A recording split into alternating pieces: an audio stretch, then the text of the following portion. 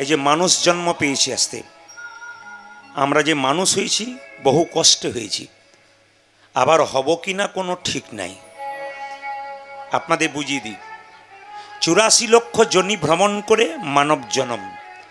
আমি অঙ্কে কাঁচা, হিসাব করবেন আপনারা। 84 লক্ষ জনির মধ্যে 20 লক্ষ জনি, 20 লক্ষ বার গাছ গাছরা রূপে জন্ম নিলাম। অনেক রকমের গাছ হতে হতে যেদিন তুলসী বৃক্ষ হলাম, যেদিন তুলসীর পাতা গোবিন্দ সেবায় লাগলো, যেদিন তুলসীর ডাল কণ্ঠে মালা করে ভক্তরা ধারণ করলো, সেদিন আমাদের গাছ জন্ম থেকে মুক্তি হয়ে গেল। মায়েরা 20 লক্ষ বার, 9 লক্ষ বার জলে জন্ম নিলাম।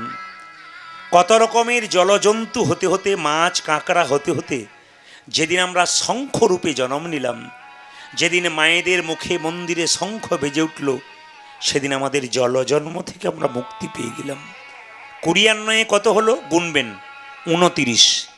11 লক্ষ বার পোকা রূপে জন্ম নিলাম। কত রকমের পোকা হতে হতে যেদিন আমরা ভ্রমর হলাম, মধু সংগ্রহ করে ভগবানের সেবায় লাগালাম, সেদিন আমাদের পোকা জন্ম থেকে, কীট জন্ম থেকে মুক্তি হলো। কত হলো মায়েরা? 40। গুনবেন কিন্তু।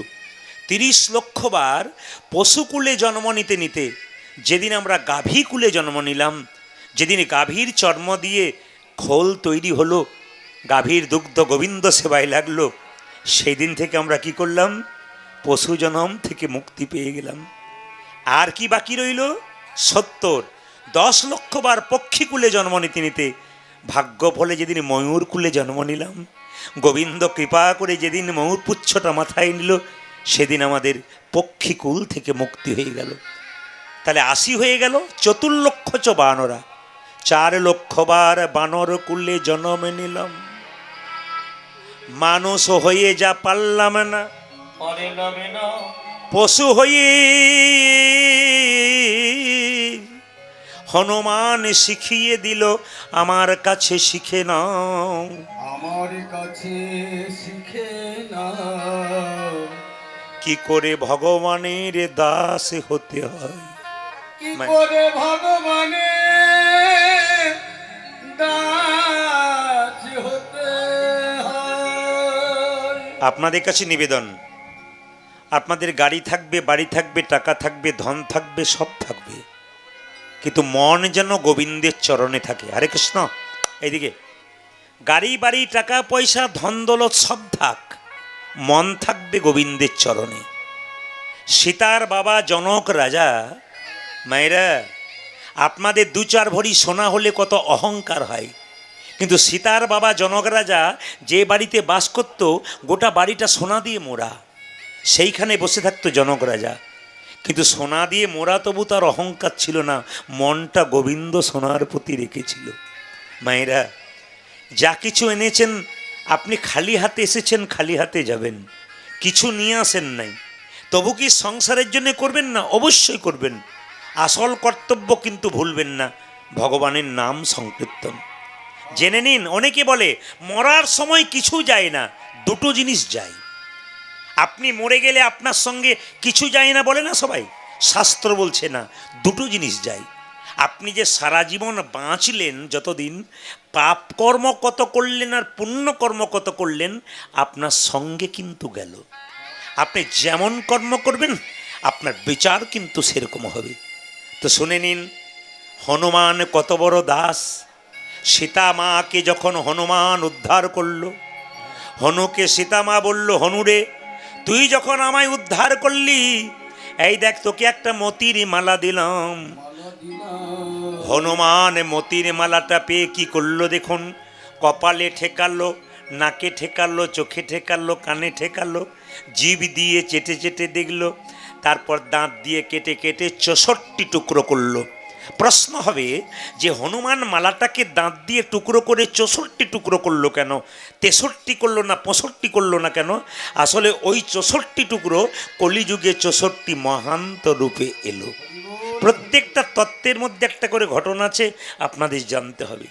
হনুমান যখন ওই মালাটাকে দাঁত দিয়ে কেটে কেটে ফেলে দিল, সামনে লক্ষণ দাঁড়িয়েছিল, সীতাকে বলল, মা এ তুমি কি করলে? বানরে সঁপিলে মতি, মতিতে তার নাইকো মতি, নাইকো মতি। অনায়াসে কাটে তারে দন্তে, শিশু মানে না দেবতায়, মানুষ পূজে তারে জ্ঞানবন্তে। মায়েরা, বানরকে মতির মালা দিলে বানর কোনোদিন বুঝতে পারে? কোনোদিন বুঝতে পারে না। দাঁত দিয়ে কেটে কেটে দেয়। অতুল্য ধন তুলসী রে, তুমি যারে তুলসী রে, কুকুরে কি তার মান্য রাখি? তুমি কি জানো না লক্ষ্মী, সুখ অতি সুখের পাখি, ব্যাধি কি রাখে তাকে যতন করে। মায়েরা, যে তুলসী গাছকে এত যত্ন করছেন, যে তুলসীর পাতা গোবিন্দ সেবায় দিচ্ছেন, যে তুলসীর মালা আপনারা কণ্ঠে ধারণ করছেন, কুকুর তার উপরে প্রস্রাব করে দিচ্ছে। কুকুর তো জানেই না তুলসী মালার মান কি আছে। এই জন্যে আপনাদের কাছে নিবেদন রইল যে সুখ অতি সুখের পাখি, ব্যাধি কি রাখে তাকে যতন করে। সুখ পাখি তো সুখের পাখি, ব্যাধি তাকে ছেড়ে দেয়। মায়েরা, বাচ্চা ছেলেকে মন্দিরে শুইয়ে দেবেন, ও মন্দিরে প্রস্রাব করে দেবে, পায়খানা করে দেবে, ও তো মানে জানে না মন্দিরের, ও তো অজ্ঞান। বারবার হনুমানকে অপমান করছে লক্ষণ। সীতাকে বলছে, একে তুমি মালা দিলে কেন? মালাটাকে অপমান করলো। সীতা বলল, সত্যিই তো হনুমান, তুই আমার মালাটাকে নিয়ে দাঁত দিয়ে কেটে কেটে ফেলে দিলি কেন? তুই আমাকে অপমান করলি।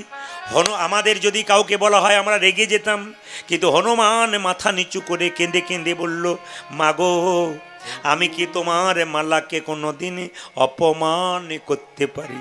অপমান করিতে পারি।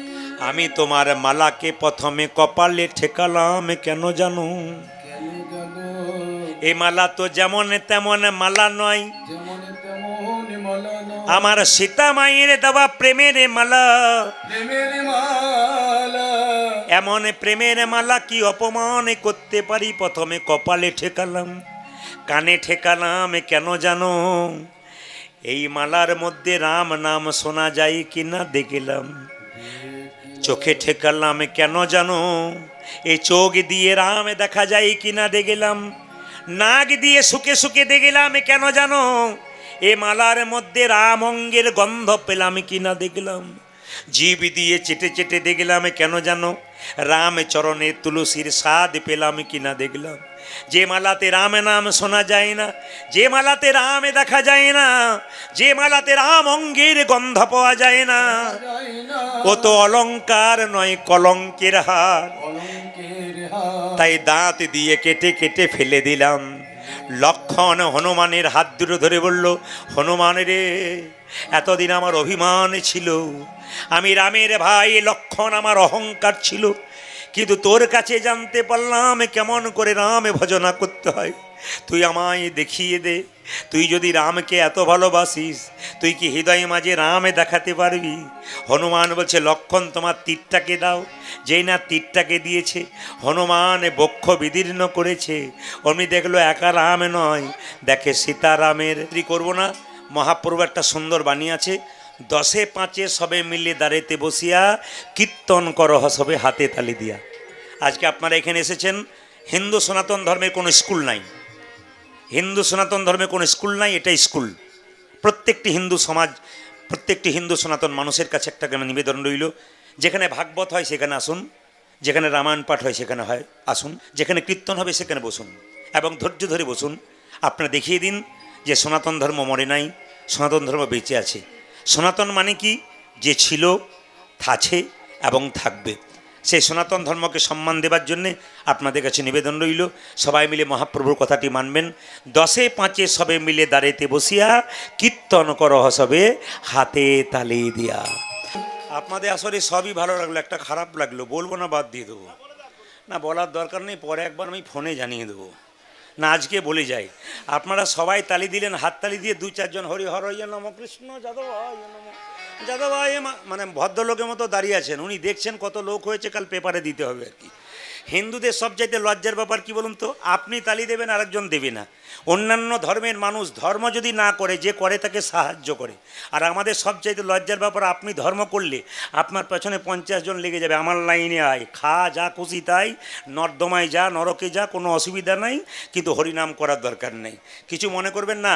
আমাদের ওখানে একটি মেয়ে 25 বছর বয়স, সে তিলকমালা করে, ছোট্ট বাচ্চাকে নিরামিষ খায়, ও নিজেও নিরামিষ খায়।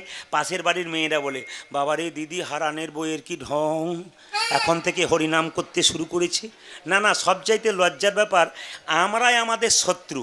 এই জন্য আপনাদের কাছে নিবেদন রইল, হাতি রাস্তা দিয়ে চলে যাবে, কুকুর ঘেউ ঘেউ করবে, হাতি কি কুকুরের দিকে তাকায়? যারা কৃষ্ণ ভক্ত তারা তো হাতির মতো, আর যারা নিন্দুক তারা তো কুকুরের মতো, ওদের দিকে তাকাবেন কেন? হাতি হাতির মতো চলবে। তাই হিন্দু সনাতন ধর্ম, আপনি যেন গর্ব করে বলতে পারেন একদিন যে আমি হিন্দু। এই হিন্দু কথাটা গর্ব করে যদি বলতে পারেন না, আমাদের স্বামী বিবেকানন্দ যেটা আমেরিকাতে বলতে পেরেছিল, আপনারা গর্ব করে বলতে পারবেন আমি হিন্দু।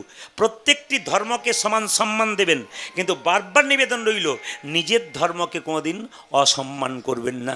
নিজের ধর্মকে ছোট করা মানে কি বলুন তো? আপনি নিজের সংসারকে শেষ করলেন। আপনি কি ভাবছেন যে নিজেকে ধর্ম করব না? আপনি যে ছেলেটাকে জন্ম দিয়ে চলে গেলেন, সেই ছেলেটা যে নরকগামী হবে, বাবার রক্ত যেমন হবে ছেলের রক্ত তেমন হবে। আপনি কি ভাবছেন আপনার ছেলে সুখে সংসার করবে?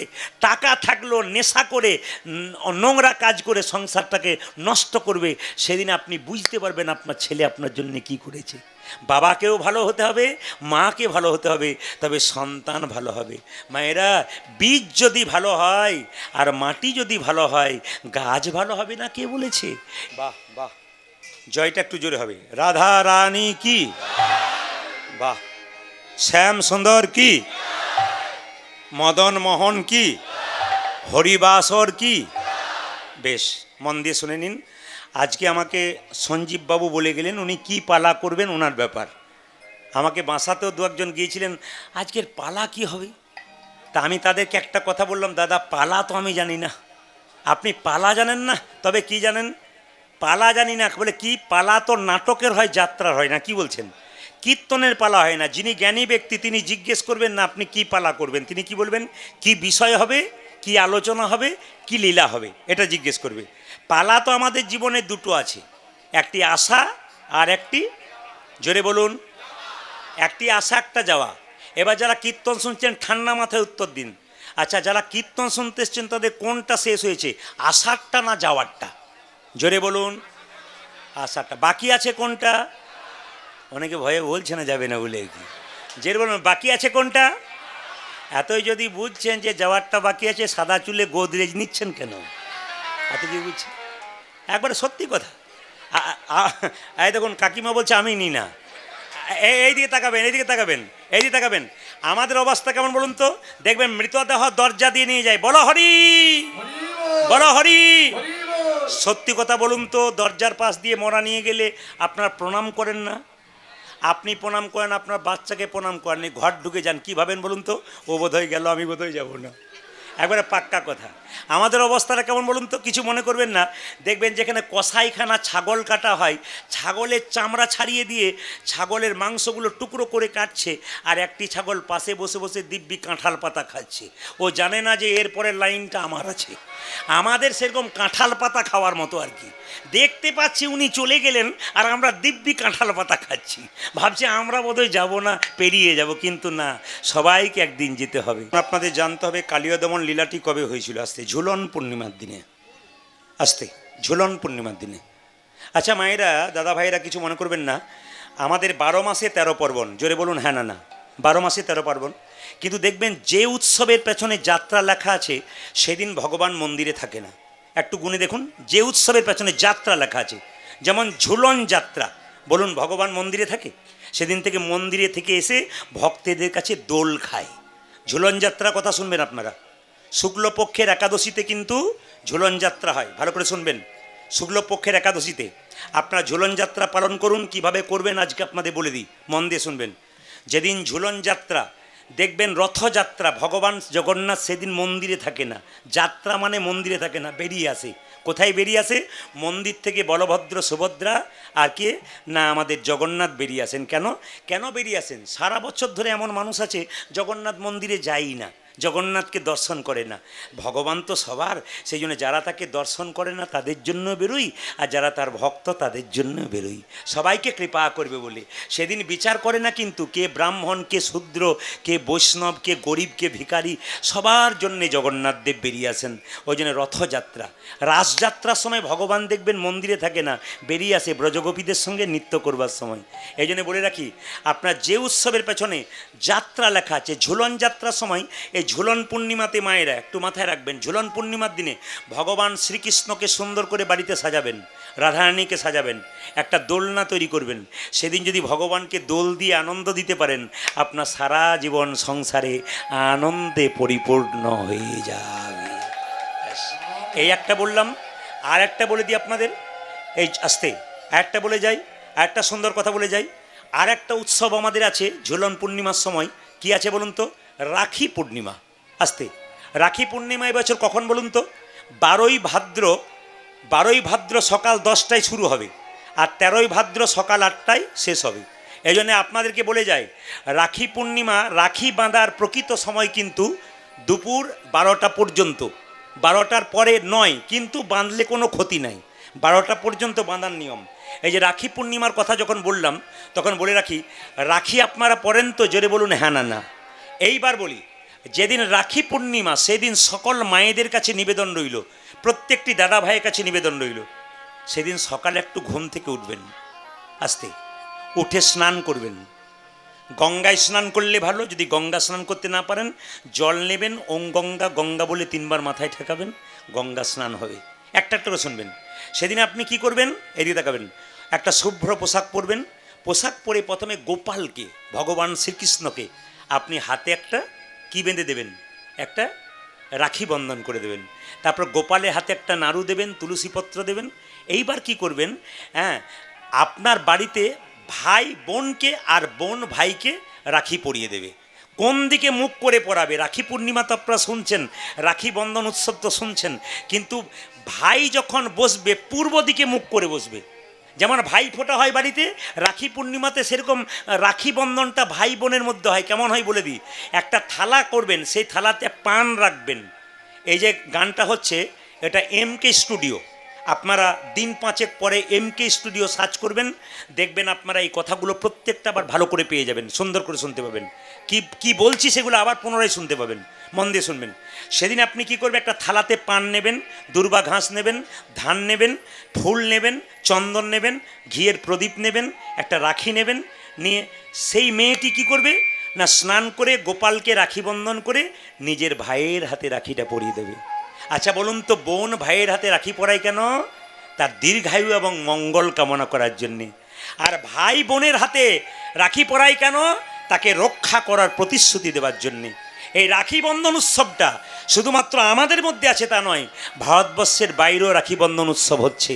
এই জন্য রাখি বন্ধনের দিনে সবার কাছে নিবেদন রইল, প্রথমে যদি আপনার বাড়িতে গোপাল না থাকে, কৃষ্ণের ছবি থাকে, কৃষ্ণের ছবিতে একটা দেবেন আপনি, কি রাখি দেবেন ভগবানকে। তারপর কিন্তু সবাইকে রাখি পরাবেন। রাখি পূর্ণিমার এই উৎসবটা প্রত্যেকটা জাতির মধ্যে হতে পারে, হিন্দু মুসলিম খ্রিস্টান জৈন সবার মধ্যে একটা ভাই বোনের সম্পর্ক তৈরি হওয়ার জন্যে এটা হতে পারে, তাতে কোনো অসুবিধা নেই। রাখি পূর্ণিমা আপনারা পালন করুন। প্রেম সে একবার বলুন রাধা রানী কি, একটু জোরে হবে, শ্যাম সুন্দর কি, মদন মোহন কি, হরিবাসর কি। জেনে নিন, যেদিন কৃষ্ণ কালিয়নাগকে দমন করেছিল সেদিন দাদা বলরামের জন্মদিন ছিল।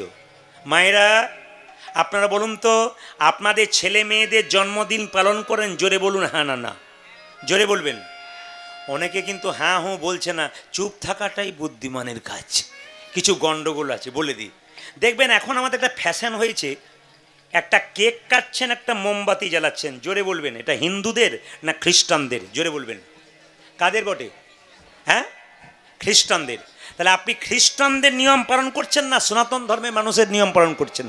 আপনি তো নিজের ধর্ম ত্যাগ করে অন্যদের কথা ভাবছেন।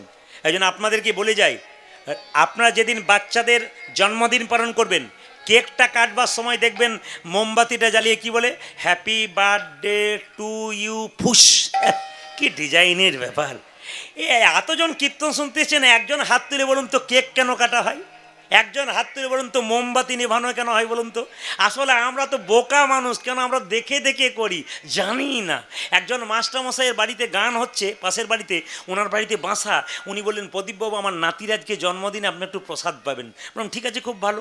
দেখছি অনেক ছেলে মেয়ে জোগাড় হয়েছে, চিৎকার করে বলছে হ্যাপি বার্থডে টু ইউ ফুস। তখন আমি মাস্টারমশাইকে বললাম, এটার মানে কি? কেক কেন কাটলো আর মোমবাতি কেন জ্বালালো? তোর মাস্টারমশাই বলছেন, ওই সব পাশের বাড়ি বাড়ির করছে বলে করছে আর কি, মানে উনিও জানেন না। আমাদের সবচাইতে লজ্জার ব্যাপার, আমরা জানি না কেন করতে ফ্যাশন পাশ্চাত্য শিক্ষাকে আমরা গ্রহণ করি। আমাদের সনাতন ধর্মের নিয়মটা শুনে নিন।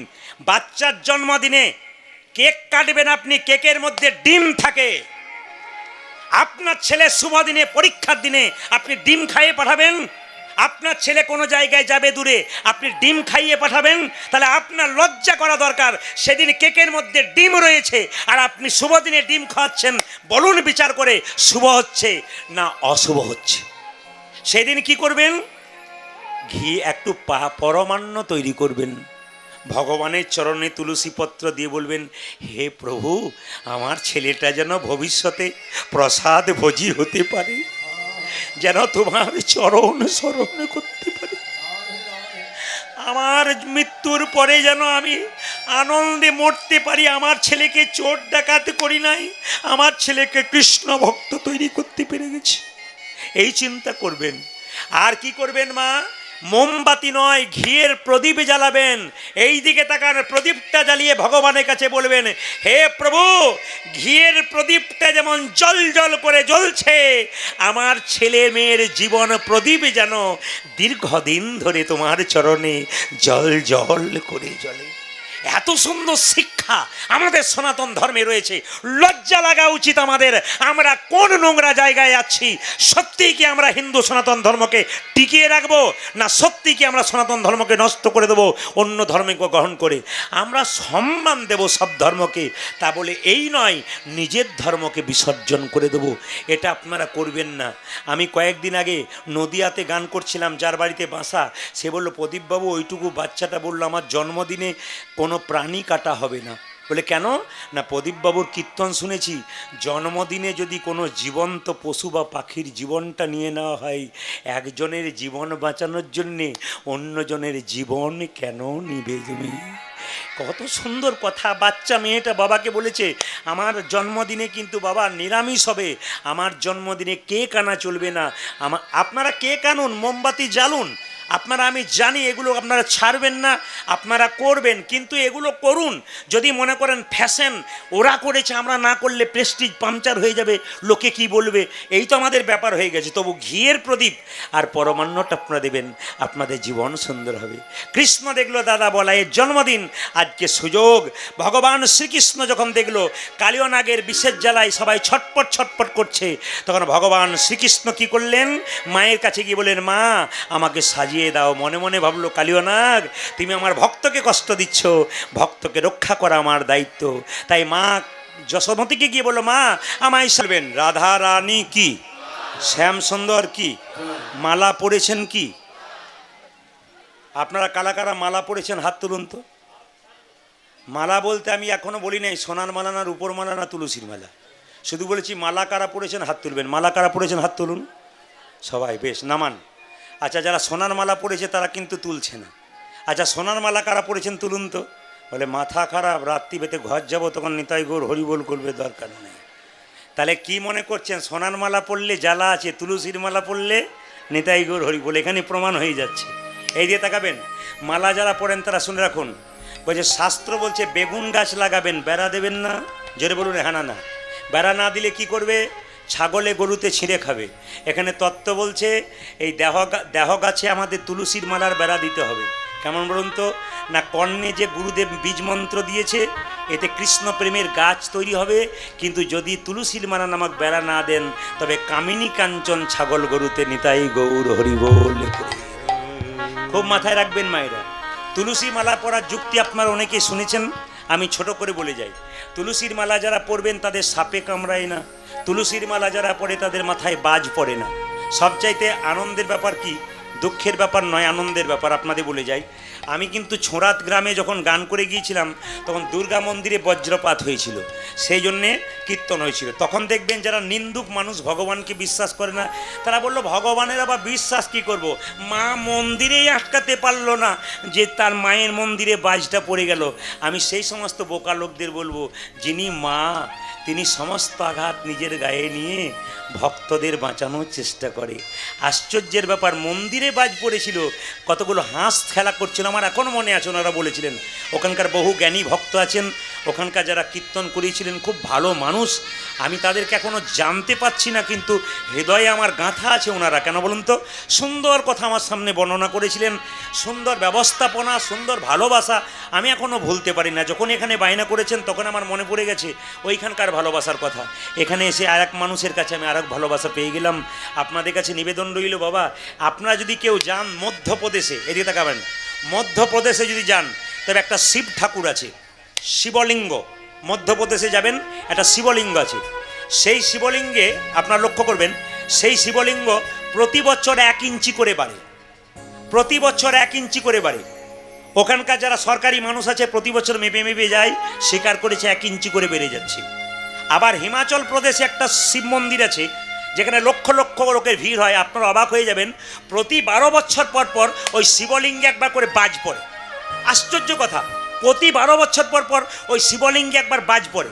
আর শিবলিঙ্গে বাজ পড়ার সঙ্গে সঙ্গে ওখানকার যারা ব্রাহ্মণ মণ্ডলী আছে তারা ঘি এবং ময়দা দিয়ে আবার ভাঙার টুকরো শিবলিঙ্গকে ওইরকম করে তৈরি করে দেয়। আবার 1 বছরের মধ্যে শিবলিঙ্গটা যেমন ছিল তেমন হয়ে যায়। আশ্চর্য বাবার কৃপা। জিজ্ঞেস করা হয় 12 বছর পরে পরে দেয় কেন, আঘাত মানে বজ্রপাত হয় কেন? বলছে বাবা সমস্ত ভক্তদের রক্ষা করবার জন্যে বজ্রপাতটা নিজের বুকে নিয়ে ভক্তদের রক্ষা করার জন্যে নিতাই গৌর হরি বল। এই জন্য আপনাদের কাছে নিবেদন রইল, প্রত্যেকটা কারণ আছে, প্রত্যেকটার পেছনে কারণ আছে, কিছু মনে করবেন না। এখানে যে মঙ্গল চণ্ডী আছেন উনি 1 বছর না 2 বছর ছিলেন না। আমি শুনলাম এখানকার ভাইদের কথা, সঞ্জীব বাবুর কাছে, বা এখানকার ভক্ত উত্তম বলে আমার একজন খুব ভক্ত আছে, তার মারফতে আমি এলাম, থে আমাকে খুব ভালোবাসে। আর আপনাদের এখানকার ছেলে যে করতাল বাজাচ্ছে ফাল্গুনিকে আপনারা চেনেন, তো আপনাদের কাছে নিবেদন রইল যে যেখানে বসে আছেন ওই মা মঙ্গল চণ্ডী গেছিলেন কেন? নিশ্চয়ই তিনি কিছু বুঝেছিলেন, আবার তিনি ফিরে এলেন কেন? ভক্তের আহ্বানে। যেখানে ভগবান ভালোবাসা পায় সেখানে কি আর ফিরে না এসে থাকতে পারি? ওই জন্য মা যে কৃপা করে আবার আপনাদের সামনে এসছে। জয় মা মঙ্গল চণ্ডী কি জয়, বলুন জয় মা মঙ্গল চণ্ডী কি জয়, জয় মা মঙ্গল চণ্ডী কি জয়, জয় বলুন রাধা রানী কি জয়, শ্যাম সুন্দর কি জয়, মদন মোহন কি জয়। এই দিয়ে তাকাবেন, তুলসীর মালা পড়লে বাজ পড়ে না, বিজ্ঞান বলল। ধর্ম কি বলল? এখান থেকে কলকাতা যাচ্ছেন, হঠাৎ আপনি মারা গেলেন, আপনার দেহ থেকে প্রাণ বেরিয়ে গেল, তুলসীর মালা নাই, কোথাকার কে ট্রেন থেকে ফেলে দে। কিন্তু যদি কণ্ঠে তুলসীর মালা থাকে বলবো ওরে এ আর কেউ নয়, একজন কৃষ্ণ ভক্ত বটি, এখানে যেখানে সেখানে ফেলে দিস না, একটি স্টেশনে নামিয়ে দে, কোনো সাধুগুরু বৈষ্ণবের কৃপা হলে দেহটা সৎকার করে দেবার ব্যবস্থা করে দেবে। আমার দিকে তাকাবেন, এই দিয়ে তাকাবেন। তুলসীর মালার কথা যখন বললাম তখন বলে দিই আপনাদের, তুলসীর মালা নিলে আরেকটা কারণ হচ্ছে যে আপনাদের বাড়িতে যদি কোনো ভোজ হয় তাহলে দেখবেন প্রচুর কুকুর দরজায় ঘোরাঘুরি করে। আচ্ছা সব কুকুরকে তাড়িয়ে দিন, কিন্তু ওই কুকুরগুলোর মধ্যে যে কুকুরের গলায় বেল্ট বাঁধা আছে, কুকুরটা কি নিজে বেঁধেছে? তার একজন মালিক আছে, সে বেঁধে দিয়েছে। যার কণ্ঠে তুলসীর মালা আছে তার কেউ থাক আর না থাক একজন আছেন, তিনি ভগবান মালিক। তার আশ্রয়ে কেউ যদি থাকে তাকে আঘাত করলে ভগবান তাকে ছেড়ে দেয় না। ভগবান বলেছেন মদ ভক্ত যত্র গচ্ছন্তি তত্র গচ্ছামি পার্থিব ভক্তানুমনু গচ্ছন্তি মুক্ত স্থিতি বিসহ। মানে কি, বৎসের পশ্চাতে যেমন ধাই ধেনুগণ, ভক্তের পশ্চাতে সেরকম যায় জনার্দন। আপনার বাড়িতে একটা বাছুর হয়েছে, বাছুরটাকে ছেড়ে দেবেন, গাভী দড়ি ছিঁড়ে চলে যাবে। কেন বলুন তো? বাছুরটাকে রক্ষা করার জন্যে। কোনো ভক্ত যদি হা গোবিন্দ প্রাণ গোবিন্দ বলে পাগলের মতো ছুটে যায়, ভগবান গাভীর মতো ভক্তের পেছনে তাকে রক্ষা করার জন্যে নিতাই গৌর হরি বল বলে তার পেছনে পেছনে ছুটতে থাকে। এই জন্যে তুলসীর মালা পড়বেন। তবে হ্যাঁ, এও সাবধান করে দিয়ে যায় সবাইকে, তুলসীর মালা যারা পড়বেন তারা নিরামিষ খাবেন। তুলসীর মালা পরার দরকার নেই, কিন্তু তুলসীর মালাকে অপমান করবেন না। আপনি মালা পড়তে পারবেন না, কোনো অসুবিধা নেই, কিন্তু যিনি মালা পড়েন তাকে সম্মান দেবেন একবার 100%। যে ভাই আমি পারলাম না, তুমি পড়ো, আমি যদি কোনোদিন পারি তোমার আশীর্বাদ করো, আমি যেন পড়তে পারি, কিন্তু ঠাট্টা না। আজকে আজকে রক্তের গরমে অহংকার আপনি করছেন, কিন্তু কিছুদিন পরে যখন দেখবেন আপনার আপন বলতে কেউ নাই, তখন ভগবান ছাড়া কোনো উপায় নেই। আমি আমার চোখের সামনে দেখেছি, আমার চোখের সামনে, আমি নাম করব না, এমন ব্যক্তিকে দেখেছি ভগবান বিশ্বাস করে না, হরিনাম হলে ঠাট্টা করে, হরিনাম হলে দরজা বন্ধ করে দেয়। একদিন কি হলো জানেন? শরীরের মধ্যে কঠিন ক্যান্সার হয়ে গেল। এত দাপট ছিল, রক্তের অহংকারে মানুষকে মানুষ মনে করতো না, একদিন ক্যান্সার হয়ে গেল। সকালবেলায় কার্তিক মাসে যখন নাম চলছে, তখন আমি সকালবেলায় ঘুম থেকে উঠে ঘর থেকে বেরিয়েছি, ওই লোকটা বলছে, প্রদীপ কি আজকে সকালবেলায় কে হরিনাম করে করে যাচ্ছিল, কি সুন্দর কীর্তন গান গাইছিল রে, আমার ঘুমটা ভেঙে গেল, অসুস্থ অবস্থায় বেরিয়ে এলাম। তখন বুঝে নিলাম, এতদিন পরে বুঝতে পেরেছে, অহংকার কারো থাকবে না, একদিন অহংকারের পতন ঘটবে, রক্তের গরম একদিন চলে যাবে, সেই দিন দেখবে আপন বলতে কেউ নাই, আপন বলতে ভগবান শ্রীহরি ছাড়া তোমার আর কেউ থাকবে না। তুলসীর মালা পড়লে নিরামিষ খেতে হয়, কিন্তু একটা ছেলে বলছে এখন তুলসীর মালা পড়লে নিরামিষ খেতে হয় না। বলে কেন? এখন তো প্যাঁচ সিস্টেম মালা, খোলাও যায় পরাও যায়। রাত্রিবেলায় বিয়ে বাড়িতে নিমন্ত্রণ খুলে দিলাম, আবার সকালবেলায় পরে দিলাম। শুনে নিন, তুলসীর মালা কয় প্যাঁচ পরা দরকার? হিসাব মতো শাস্ত্র অনুযায়ী 3 প্যাঁচ। এই যে আমরা 2 প্যাঁচ পড়েছি, এটাও নিয়মের মধ্যে আছে, কিন্তু 1 প্যাঁচ তুলসীর মালা পরার নিয়ম নয়। পারলে 3 প্যাঁচ পড়বেন, আর না পারলে 2 প্যাঁচ পড়বেন, কিন্তু 1 প্যাঁচ তুলসী মালা কেউ কোনোদিন পড়বেন না। এগুলো মাথায় রাখবেন, আপনাদের জীবন সুন্দর হয়ে যাবে। আস্তে, যে যেখানে বসে আছেন, যে যেখানে দাঁড়িয়ে আছেন, মন দিয়ে শুনবেন। আস্তে, কৃষ্ণকে সাজাচ্ছে, আপনাদের ছেলেকে মেয়েকে আপনারা তৈরি করুন। যে যেখানে বসে আছেন মন দিয়ে শুনবেন দামি কথাগুলো। যে সঞ্জীববাবু বলে গেলেন, বাস্তব কিছু বলে মানুষের চরিত্র পরিবর্তন করুন। আমি শুধু বলতে চাই, মেয়েদেরকে মেয়ের মতো পোশাক দিন, ছেলেকে ছেলের মতো পোশাক দিন। প্রত্যেকটি বাবা যারা হয়েছেন, প্রত্যেকটি মা যারা হয়েছেন, যাদের বাড়িতে মেয়ে আছে, মেয়েকে মেয়ের মতো পোশাক দিন, আর ছেলেকে ছেলের মতো পোশাক দিন। প্রদীপ পালের বিনীত নিবেদন রইল সবার কাছে। শুনবেন সবাই মন দিয়ে।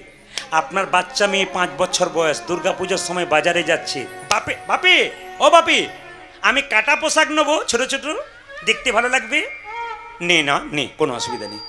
5 বছর বয়সে বাচ্চাকে কাটা পোশাক পরাতে শেখালেন, 7 বছরে পড়লো, 8 বছরে পড়লো, যখন 16 বছর বয়স হয়ে গেল, বাবা মাকে আর ডাকলো না, নিজেই বাজার গেল, খাটো খাটো পোশাক পরলো।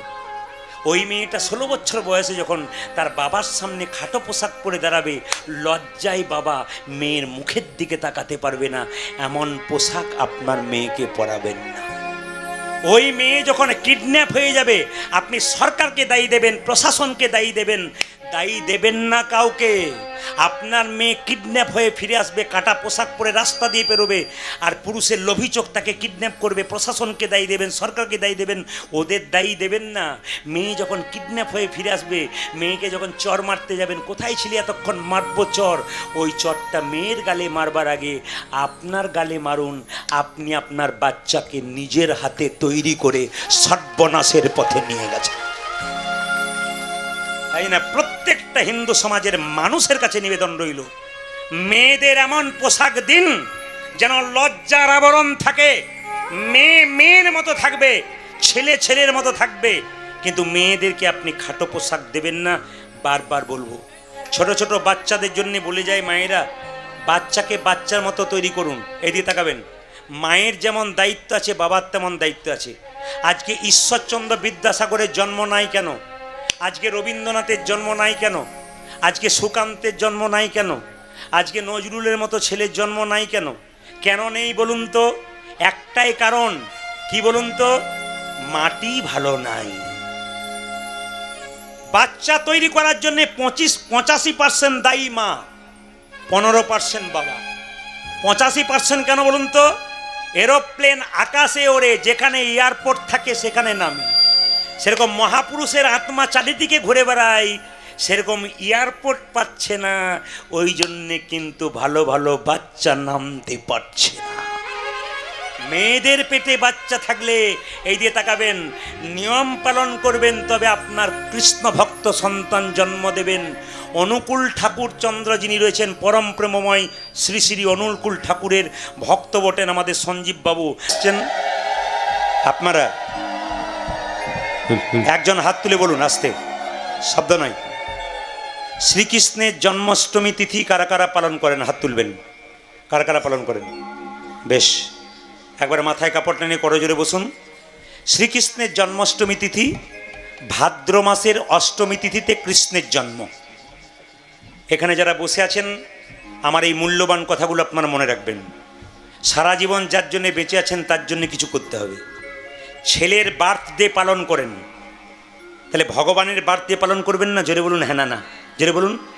ছেলের জন্মদিন পালন করছেন, কত কিছু আনছেন বাড়িতে, কৃষ্ণের জন্মদিন পালন করবেন না?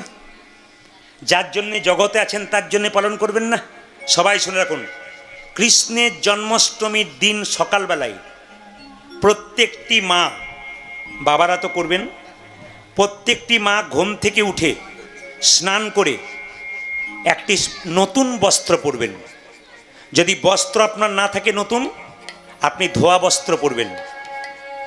যেদিন জন্মাষ্টমী তার আগের দিনে একাদশীতে যেমন নিরামিষ খান, সেই দিন কিন্তু আপনার নিরামিষ খাবেন। জন্মাষ্টমীর আগের দিনে একটা শুনবেন, সেদিন নিরামিষ খাবেন। এক, সেদিন নখ কাটতে পারেন, মাথায় সাবান ঘষে নিতে পারেন। কোন দিন? জন্মাষ্টমীর আগের দিনে। জন্মাষ্টমীর দিনে সকাল সকাল ঘুম থেকে উঠে স্নান করে, আমি আগেই বললাম কি করবেন মায়েরা, প্রথমেই স্নান করে নতুন পোশাক পরবেন, না পারলে ধোয়া বস্ত্র পরবেন। সবার কাছে নিবেদন, কৃষ্ণের বার্থডে পালন, জন্মদিন প্রত্যেকের বাড়িতে বাড়িতে যেন হয়, এটা আমি সবার কাছে নিবেদন রাখি। শুনে নিন, কৃষ্ণের জন্মদিনে সকালবেলায় ঘুম থেকে উঠে কৃষ্ণকে উঠাবেন। যদি বাড়িতে গোপাল থাকে আপনাদের, গোপালকে ঘুম থেকে উঠাবেন, গোপালের মুখে জল দিয়ে দেবেন। জল দেওয়ার পর কি করবেন না, গোপালকে স্নান করাবেন পঞ্চগব্য দিয়ে। আস্তে, কৃষ্ণকে স্নান করাবেন পঞ্চগব্য দিয়ে। যদি কৃষ্ণ কাছে না থাকে তাহলে কি করবেন, আপনারা স্নান করাবেন রাধারানী এবং কৃষ্ণকে একসঙ্গে স্নান করবেন। যদি ছবি থাকে ছবিতে একটু জল দিয়ে দেবেন, ব্যাস। এইবার বলে দিই, যেদিন কৃষ্ণের জন্মাষ্টমী সেদিন মায়ের একটা ফুলের মালা বাজার থেকে যদি পারেন তো কিনে আনবেন, না পারলে একটা মালা গেঁথে দেবেন, কৃষ্ণের গলায় মালা দেবেন। এক। দু নম্বর, কৃষ্ণের গলায় যখন মালাটা আপনি দেবেন, কৃষ্ণের গোটা ললাটে একটা সুন্দর চন্দন দেবেন, সুন্দর চন্দন দিয়ে সাজাবেন। সেই দিন যদি কৃষ্ণের জন্য কাপড় কিনতে পারেন আর ময়ূরের পালক কিনতে পারেন, বাড়ির মঙ্গল। জন্মাষ্টমী দিনে মনে রাখবেন, ময়ূরের পালক যদি বাড়িতে কিনে আনেন, কোথাও থেকে আনেন কিনে বা জোগাড় করে, বা কৃষ্ণের জন্য একটা ছোট্ট পোশাক কিনে আনেন, বিরাট মঙ্গলের জিনিস সেদিন কিন্তু, খুব মাথায় রাখবেন। কৃষ্ণকে নতুন পোশাক পরাবেন, সাজাবেন সুন্দর করে, কৃষ্ণের হাতে একটা নাড়ু দেবেন, তারপর তুলসীপত্র দেবেন, একটু পরমান্ন দেবেন, আমি আগে বলেছি, একটু ঘিয়ের প্রদীপ দেবেন। কৃষ্ণের অষ্টোত্তর শতনাম পাঠ করবেন। কোন দিন মা? কৃষ্ণের জন্মদিনে। সারাদিন কৃষ্ণের কথা বলবেন, কৃষ্ণ নাম করবেন। সেদিন কোনো অন্য কথা নয়, শুধু কৃষ্ণ কথা বলবেন। 3 নম্বর, মায়েরা শুনে রাখুন, কৃষ্ণের জন্মাষ্টমীর দিনে উপবাস কেমন করবেন? যদি নির্জলা উপবাস করতে পারেন তাহলে খুব ভালো, একাদশীর মতো। যদি না পারেন তাহলে কি করবেন মায়েরা, আপনি ফলমূল খাবেন, একটা সবজি খাবেন, কিন্তু বিছানায় শোবেন না, কম্বলে শোবেন, পবিত্রভাবে সারাদিন থাকবেন। খুব মাথায় রাখবেন ওই দিনটার কথা। এবং সেই দিন কিন্তু আপনি সারাদিন ভগবান চিন্তা ছাড়া অন্য চিন্তা আপনার থাকবে না। কৃষ্ণের জন্মাষ্টমী আপনারা সবাই বাড়িতে বাড়িতে পালন করুন, আপনার বাচ্চাকে পালন করান। যদি কোনো রুগী 1 ঘন্টা পর পর ওষুধ খায়, তাকে কি করবেন, ভগবানের চরণে যে পরমান্ন অন্ন সেবা দেওয়া হবে সেইটাই তাকে দেবেন। সে সেই প্রসাদটা সেদিন পাবে, দেখবেন তার অনেক দুরারোগ্য ব্যাধি দূর হয়ে যাবে। ভগবানের কৃপা ছাড়া কোনো কিছু হয় না, কৃপা দরকার আছে। আমি আপনাদের ছোট্ট করে বলে যাই, এখানে যারা কীর্তন শুনতে এসেছেন হাত তুলবেন। একাদশী কারা কারা পালন করেন? একাদশী হাত তুলুন, কারা কারা করেন? বেশ, ও এই জন্যে বুঝতে পারছি কেন পাক্কা একবারে, মানে কি বলবো, পাক্কা হয়ে বসে আছেন।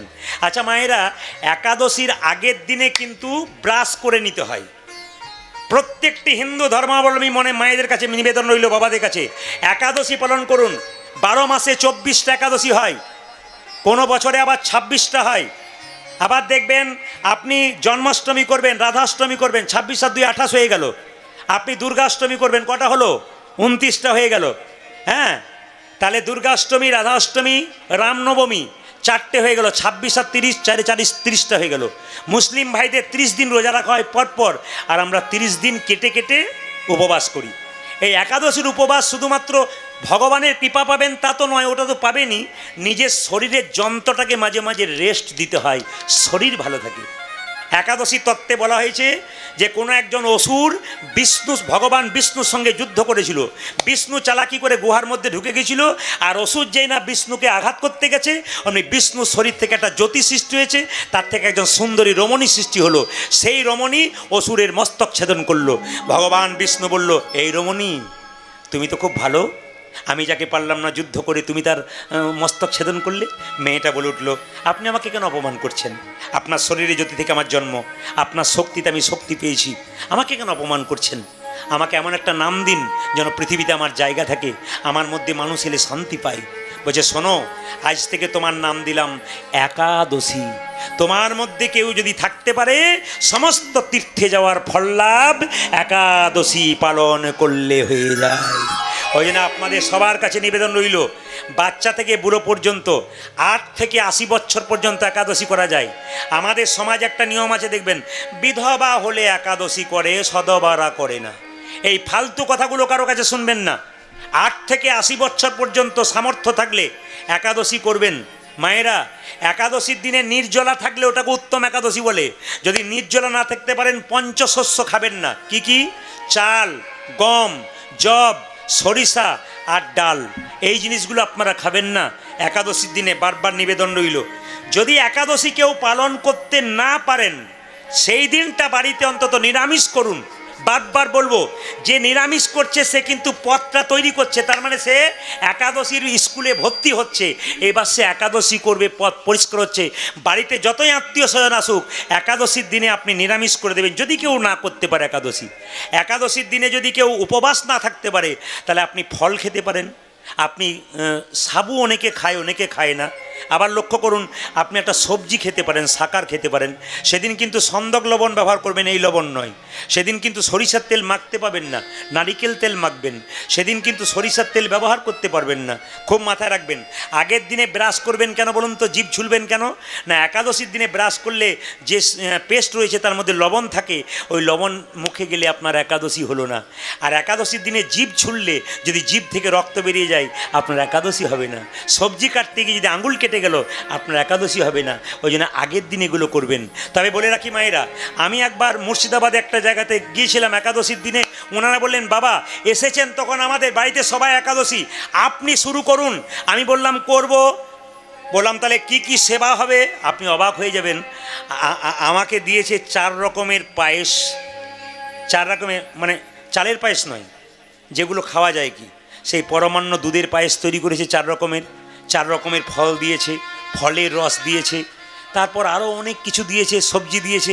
নিয়ে আমাকে বলছে, অনেক কিছু, আপনার জন্যে কিছুই করতে পারলাম না। আমি মনে মনে ভাবলাম, এইরকম করলে আমি একাদশী কোনো দিন ছাড়বো না। এ যা ব্যাপার আপনারা করেছেন আর কি। একাদশীর দিনে অনেকে মনে মনে বলে। আবার দেখবেন একটা স্বভাব আমাদের খারাপ, কি বলুন তো? যদি কেউ একাদশী জীবনে করে নেই, কোনোদিন করে না, সে দেখবেন দরজায় বসে থেকে সারাদিন। কেন বলুন তো? কেউ যদি পেরে যায়, দিদি কি করছো? আজ আমার একাদশী, মানে জানাচ্ছে আর কি আমার একাদশী, আজ আমার একাদশী। এটা জানাবেন না। আপনি কাউকে করতে উদ্বুদ্ধ করুন, কিন্তু জানাবেন না। একাদশীর দিনে মাথায় রাখবেন, যদি নির্জলা করে তাহলে উত্তম একাদশী, আর যদি ফল খেয়ে একাদশী করে তবে মধ্যম একাদশী। আর আমাকে যেদিন একাদশী করেছিল ওটা উত্তম নয়, মধ্যম নয়, ওটা ধমাধম একাদশী। এই ধমাধম একাদশী করবেন না। একাদশীর দিনে যত কম খাবেন তত আপনার ভালো। খুব মাথায় রাখবেন, যত কম খাবেন একাদশীর দিনে তত খুব ভালো। এই দিকে তাকাবেন, পেটটাকে যদি 4 ভাগে ভাগ করা যায়, তবে সেই দিন কিন্তু অর্ধেক খাবেন, অর্ধেক ফাঁকা রাখবেন, আপনার লাভ আছে। একাদশীর দিনে কম খেতে হয়। তাই বলুন, একাদশী মহারানী কি, একাদশী মহারানী কি, একাদশী মহারানী কি। ভগবান শ্রীকৃষ্ণ। মায়েরা, সুবলকে বলছে, সুবল বলে কি, মাকে প্রণাম করে চল। বলে কি, আমরা গোষ্ঠে যাব কালিয়নাগকে দমন করার জন্যে। সুবল বলল, দাদা বলাইয়ের জন্মদিন, কোথায় যাবি? শোনে রে সুবল আমার মনের কথা, কালী দহদ রয়েছে যথা। আজ শোনে রে সুবল মনের কথা, কালী দহদ রয়েছে যথা। ও মায়েরা, আপনারা সবাই করজোরে বসুন। কৃষ্ণ কালিয়নাগকে দমন করতে করজোরে বসবেন। শোনে রে সুবল মনের কথা, কালী দহদ রয়েছে যথা।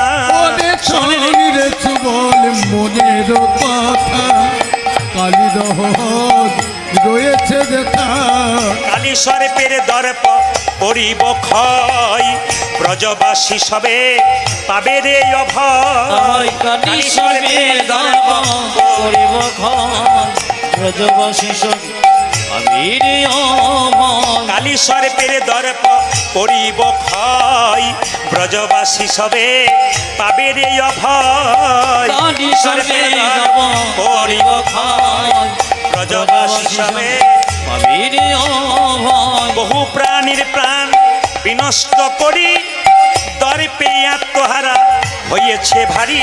আমার বহু প্রাণের প্রাণ বিনষ্ট করি, দর্পে আত্মহারা হয়েছে ভারী। বহু প্রাণীর প্রাণ বিনষ্ট করি, দর্পে আত্মহারা হয়েছে ভারী।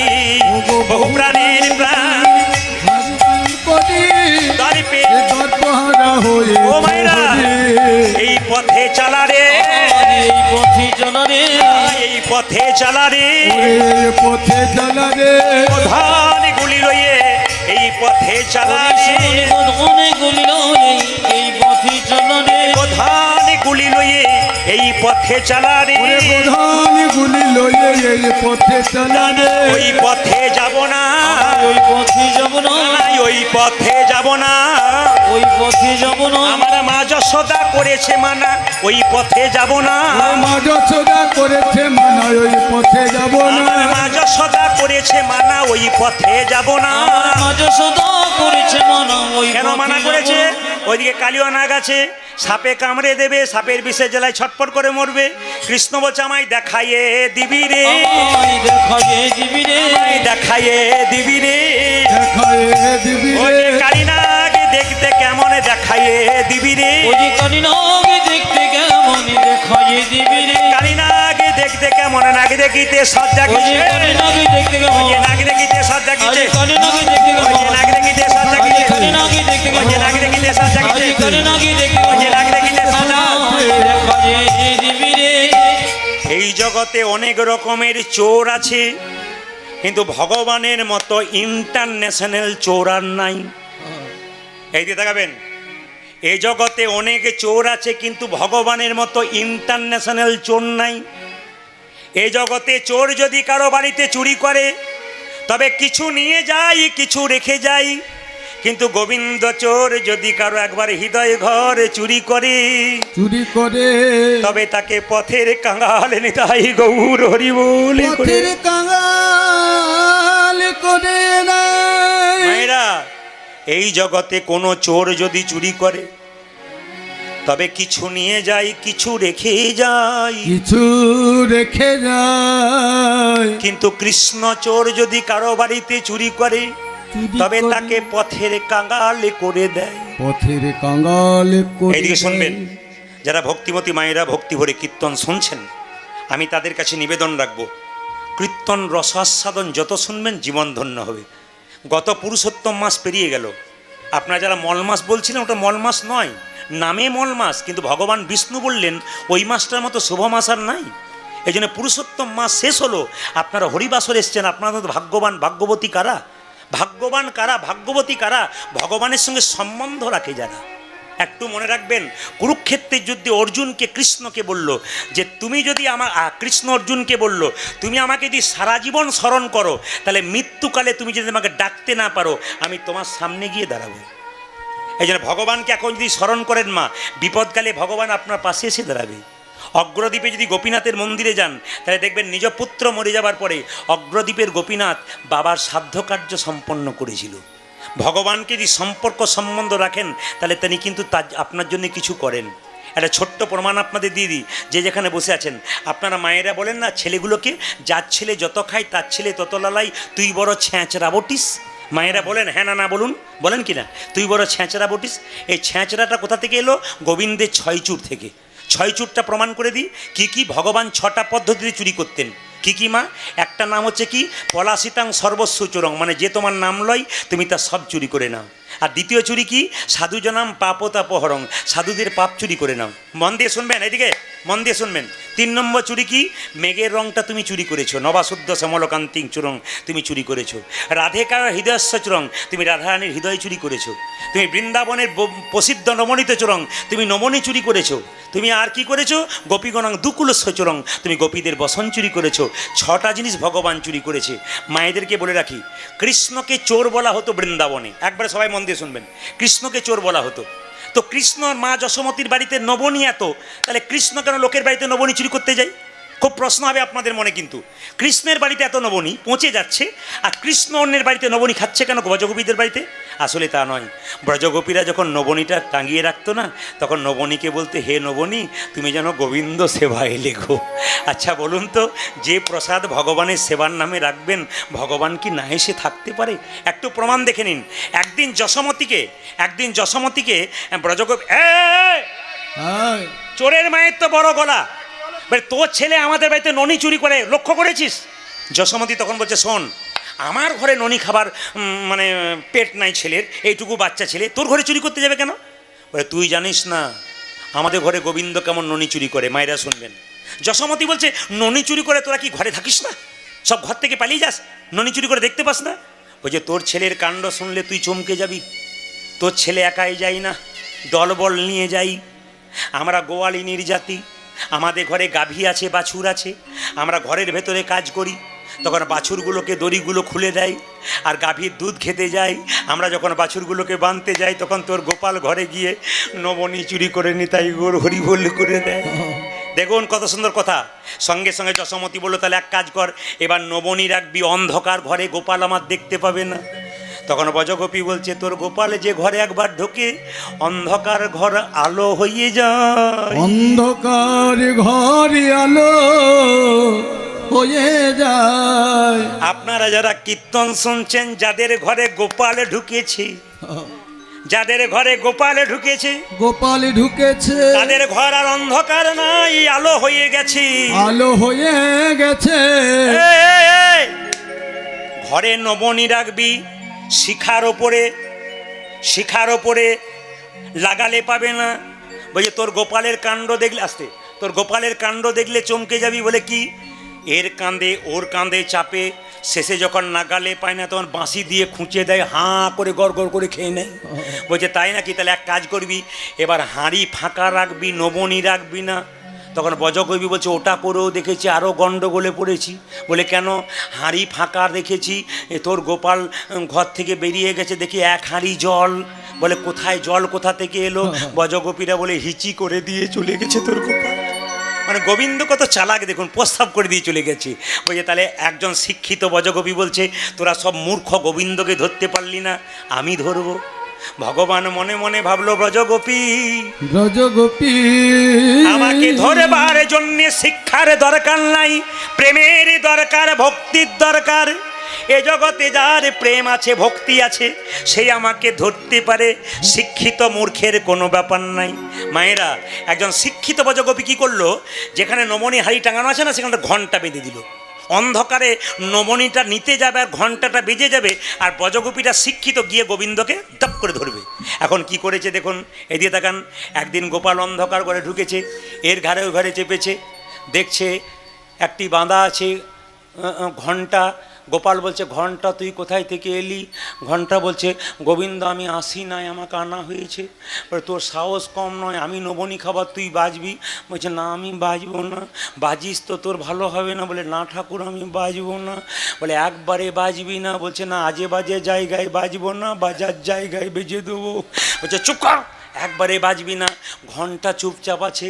গোবিন্দ বলছে, দেখ নবনী তুলবো, বাজবি না? না ঠাকুর, বাজবো না। বাজলে ভালো হবে না। বললাম তো, আমাকে ওরা টাঙিয়ে দিয়েছে, আমি বাজবো না। নবনীর হাঁড়িতে হাত ভরছে, ঘণ্টা বাজবি না? না বাজবো না। হাঁড়ির ভেতর থেকে নবনী তুলছে, ঘণ্টা বাজবি না? বলে না বাজবো না। তুলে যেই না মুখে দিয়েছে, ঘণ্টা ঢং ঢং করে বেজে, তুই যে বেজে গেলি। ঘণ্টা তখন বলছে, হে গোবিন্দ। বলে কি? হে গোবিন্দ, মন্দিরে যখন তুমি পাথরের মূর্তি থাকো, তখন তোমার ভোগ হলে ঘণ্টা বাজে। এখানে জীবন্ত গোবিন্দ ভগবান সেবা করছে, আমি না বেজে কি রইতে পারি? হরিবল। থাকিতে পারি, আমি না বেজে কি থাকিতে পারি। গোবিন্দ সেবায় লাগিব বলে না বেজে কি রইতে পারি। আমি গোবিন্দের সেবায় লাগিব বলে না বেজে কি রইতে না আমি গোবিন্দের সেবায় লাগিব বলে না বেজে কি রইতে পারি। গোবিন্দের সেবায় লাগিব বলে না বেজে কি থাকিতে পারি। থাকিতে পারি। আমি আগেই বললাম ভগবান গোপালকে তো যশোমতী যা করেছে করেছে। আপনাদের কাছে একটা নিবেদন, নিজেদের ছেলেগুলোকে একটু মানুষ করবেন। আমি বলতে বলতে রয়ে গিয়েছিলাম, আপনারা যারা শিক্ষিত ব্যক্তি আছেন এখানে দাঁড়িয়ে আছেন, তারা শুনতে পাচ্ছেন মোবাইলে, ইউটিউবের মাধ্যমে এবং ফেসবুকের মাধ্যমে। যাদবপুর বিশ্ববিদ্যালয়ে স্বপ্নদীপ বলে একটা ছেলেকে র্যাগিংয়ের শিকার হতে হয়েছে। স্বপ্নদীপ নদিয়ার ছেলে, আপনাদের কাছে নিবেদন রইল। স্বপ্নদীপ বলে একটা ছেলেকে প্রচণ্ড র্যাগিং করেছে, এই তথ্য বেরোচ্ছে অন্য ছেলেরা, আর তার ফলে স্বপ্নদীপের মৃত্যু হয়েছে। কতটা সত্যতা যখন স্বীকার হয়ে যাবে, যদি কেউ করে থাকে, তবে আমার নিবেদন এইটা, এমন দৃষ্টান্তমূলক শাস্তি দেওয়া হোক যেন পরবর্তীতে কোনো ছেলে র্যাগিংয়ের শিকার না হয়। ছেলে মেয়েকে পড়াতে পাঠা হয়েছে র্যাগিং করানোর জন্যে নয়, ওখানে ছেলে মেয়েকে পড়ানোর জন্য পাঠানো হয়, র্যাগিং করানোর জন্য নয়। ওই জন্যে স্বপ্নদীপ যেমন মায়ের কোল থেকে চলে গেল, পরবর্তী ক্ষেত্রে র্যাগিং রোধ করে যেন আরও মায়ের কোল থেকে ছেলে না যায়, তার জন্য সবাই মিলে প্রার্থনা করুন স্বপ্নদীপের জন্য যেন সে ভালো জায়গাতে যায়। নিতাই গৌর হরি হরি বল। অনেক মায়ের কোল এভাবে চলে শূন্য হয়ে যাচ্ছে। যদি সত্যতা প্রমাণ হয় তাহলে অবশ্যই তাদের চূড়ান্ত শাস্তি হোক, এবং সেই শাস্তি এমন দৃষ্টান্তমূলক হোক যেন আর র্যাগিংয়ের শিকার কাউকে না হতে হয়, যেন স্বপ্নদীপের মতো ছেলে মায়ের কোল ছাড়া না হয়। সবাই মিলে বলুন রাধা রানী কি, ভগবান শ্রীকৃষ্ণ কি, শ্যাম সুন্দর কি। সবাই লক্ষ্য করুন, ভগবান শ্রীকৃষ্ণ কি করলো? মা কালিয়নাগকে দমন করবার জন্যে কালীদহের জলে, সবাই মিলে একটু মাথায় কাপড়টা নিন, ভগবান কালীদহের জলে ঝাঁপ দেবেন। সবাই মিলে একসঙ্গে প্রেমসে সবাই মিলে একসঙ্গে ভগবান শ্রীকৃষ্ণ কালীদহের জলে ঝাঁপ দেবে বলে। এই দেখুন, হেরি যদু নন্দন দুষ্ট সর্প বিনাশন, আজি ঘেরি যদু নন্দন দুষ্ট সর্ব বিনাশন, হেরি যদু নন্দন দুষ্ট সর্প বিনাশন।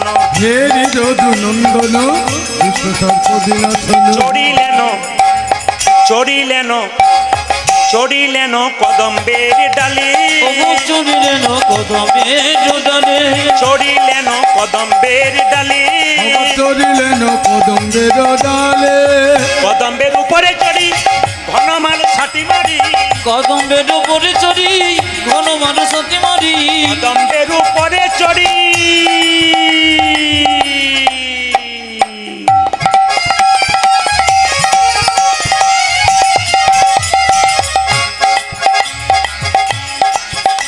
আজ কদম্বের উপরে চড়ি ঘন মানুষ অতি মারি, কদম্বের উপরে চড়ি ঘনমালে ছাটি মারি, কদম্বের উপরে যদি ঘনমাল ছাটা মারি, ঝাঁপি দিলেন কালীদহ জলে, তারা ঝাঁপে দিলেন কালীদহ জলে, ঝাঁপি দিলেন কালীদহ জলে, ঝাঁপি দিলেন কালীদহ জলে। কারো দর পরা খেনা রে, কারো দর্প রাখে না রে, কারো দর পরা খেনা রে, কারো দর্প রাখে না রে, দর্প হরি প্রাণ গোবিন্দ কারো দর পরা খেনা রে, হরি প্রাণ গোবিন্দ কারো দর্প রাখে না রে, দর্প হরি প্রাণ গোবিন্দ কারো দর পরা খেনা রে, দর্প হরি প্রাণ গোবিন্দ, কারো দর্প রাখে না রে, দর্প হরি প্রাণ গোবিন্দ, কারো দর্প রাখে না রে, কারো দর্প রাখে না রে, ঝাঁপে দিলেন কালীদহ জলে, ওই দেখো ঝাঁপি দিলেন কালীদহ জলে। ভগবান শ্রীকৃষ্ণ কালীদহের জলে ঝাঁপ দিয়েছে। আপনার সবার কাছে নিবেদন রইল, যে যেখানে বসে আছেন মায়েরা মাথায় কাপড় নিয়েছেন, খুব ভালো। এই যে যেখানে বসে আছেন দাদা ভাইরা, মায়েদেরকে নিবেদন করব মাথার কাপড়টা নেবেন। দাদা ভাইরা মনে মনে ভাবছেন আপনি নিতে বললেন বলেই ঘরে গিয়ে দেখবেন কি হয়। হ্যাঁ, একটা সুন্দর কথা বলি। আচ্ছা মায়েরা, এই যে মাথার কাপড় নিয়েছেন, এই মাথার কাপড়টার নাম কি? দাদারা মনে মনে ভাবছেন বলুন, আমাদের বলা হয় না, আপনি বলুন, কারণ আমরা বললে গন্ডগোল আছে, আপনি বললে কোনো অসুবিধা নাই। কিন্তু আমারও তো ইউটিউবের মাধ্যমে যদি ঘরে শুনে তাহলে গন্ডগোল হতে পারে না। ওই জন্য আমি শোনা বন্ধ করে দিয়েছি, ঘরে কোনো মোবাইল রাখি না। কেন? যদি শুনে তাহলে গন্ডগোল আছে। না সবাই শুনে। এখন মায়েরা, নারী যদি নারীর মতো হয় পুরুষ ওপরে ওঠে, নারী আনারি হলে পুরুষ নিচে নেমে যায়। নারী ছিল পদ্মাবতী, জয়দেবকে গোবিন্দচরণ পাইয়ে দিয়েছিল। নারী ছিল চিন্তামণি, পতিতা মেয়ে হয়ে বিল্লমঙ্গলকে কৃষ্ণচরণ পাইয়ে দিয়েছিল। মায়েরা, নারী ছিল কে বলুন তো? না, নারী ছিল আমাদের রামী রজকিনীর মেয়ে হয়ে চণ্ডীদাসকে পদকর্তা তৈরি করেছিল। নারী ছিল কে? রামকৃষ্ণদেবের স্ত্রী সারদা মা যদি পাশে না থাকতো তাহলে তিনি কিন্তু পরমহংস তৈরি হতে পারতেন না। ওই জন্য একজন পুরুষ বড় হওয়ার পেছনে নারীর শক্তি বিরাট। নারীর যদি তার পেছনে লেগে যায়, ধর্মকর্ম না করতে দেয়, তবে দেখবেন পুরুষ সোজা হতে পারে না। মায়েরা দেখে নেবেন, যে যেখানে বসে আছেন, আয়ানের সঙ্গে রাধারানীর বিয়ে হয় নাই, জোরে বলুন। তো আপনার একটা শুনলে চমকে যাবেন, আয়ানের সঙ্গে আস্তে আস্তে আয়ানের সঙ্গে রাধারানী যখন বিয়ে হয়েছিল মায়েরা, তো বিয়ে হওয়ার পরে যখন বাসর ঘরে গিয়েছিল, বাসর ঘরে গিয়ে দেখছে, চমকে গেল আয়ান। কি দেখলো বলুন তো? রাধারানী কৃষ্ণ কৃষ্ণ কৃষ্ণ কৃষ্ণ কৃষ্ণ। আয়ান আর ঘরে থাকে নাই, দরজাটা বন্ধ করে চলে গেল। মনে মনে ভাবলো, বাহ রাধে, তুমি তোমার পথটা পরিষ্কার করছো, আমার পথটা আমাকে পরিষ্কার করতে দাও। আমি তোমাকে সাহায্য করলাম, তুমি তোমার পথ পরিষ্কার করো। আয়ানের কাছ থেকে একটা শিক্ষা আছে, এই জগতে কোনো পুরুষ তার নারীকে ধর্মের পথে সাহায্য করে না, নারী বরং পুরুষকে সাহায্য করে। বেশিরভাগ ক্ষেত্রে নারীরা করে। একটা প্রমাণ দিয়ে দিই। একজন মহিলা বাড়িতে ফুল তুলছে, ঠাকুর মন্দির পরিষ্কার করছে, চন্দন বেটে দিচ্ছে, গোবিন্দকে সাজিয়ে দিচ্ছে, ফল কেটে দিচ্ছে, স্বামীকে বলছে শোনছ, স্নান করো, এবার তুমি পুজোটা করো। আচ্ছা, এমন কোনো পুরুষ আছে যে ফুল তুলে চন্দন বেটে সুন্দর করে সাজিয়ে স্ত্রীকে বলছে এইবার তুমি এসে পুজো করো? সেটা কিন্তু বলে না। আয়ান কিন্তু সেটা রাধারানীকে করেছিল। আয়ান কি করেছিল? ও রাধে, তুমি যেমন কৃষ্ণ কৃষ্ণ বলে কাঁদছো, আমাকে একটা পদ দাও, আমি মা কালীর মন্দিরে মা মা বলে কাঁদবো। মায়েরা সবাই শুনে রাখুন, মা কালীর কথা যখন এলো তখন আপনাদের বলে যাই, মা কালীর কটা হাত? জোরে বলুন, কটা হাত বলে বলুন। অনেকে ভয়ে বলছে না, কীর্তনিয়ারা জানতে পারে 6-7টা থাকলেও থাকতে পারে। শুনে নিন, মা কালীর 4টে হাত। আমার দিকে তাকান, একটা হাত কি বলে? দে দে, দেবো দেবো। আর যদি কামনার বসে আসবি, আমার হাতে খেয়ে ঝুলছে দেখছিস, তোকেও কিন্তু ঝুলিয়ে দেবো। ভালো করে শুনবেন দাদা ভাইরা, যে যেখানে বসে আছেন, সুন্দর তত্ত্ব আছে এর মধ্যে। মা কালী বলতে চাইছে দে, ভক্তি দে।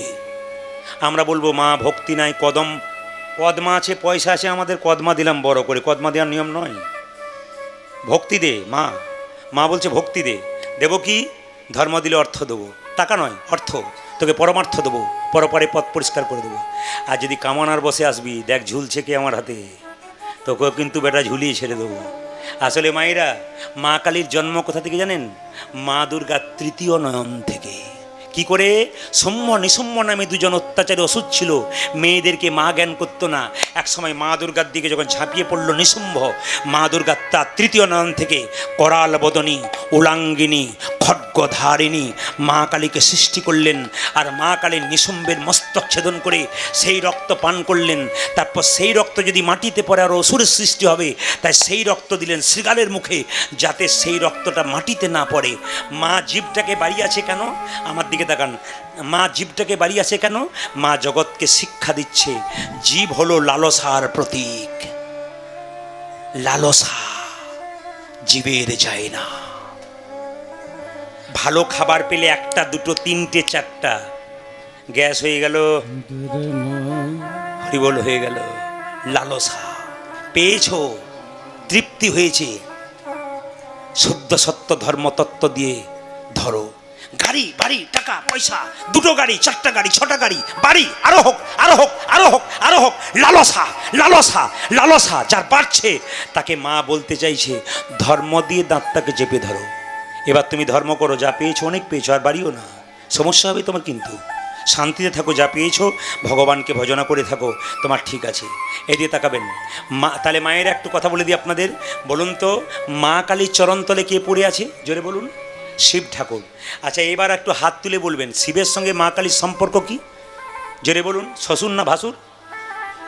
কি শ্বশুর? তোমার একজন ভাসুর বলছে। ভাসুর? যে ঘুমাচ্ছে সে বলুন।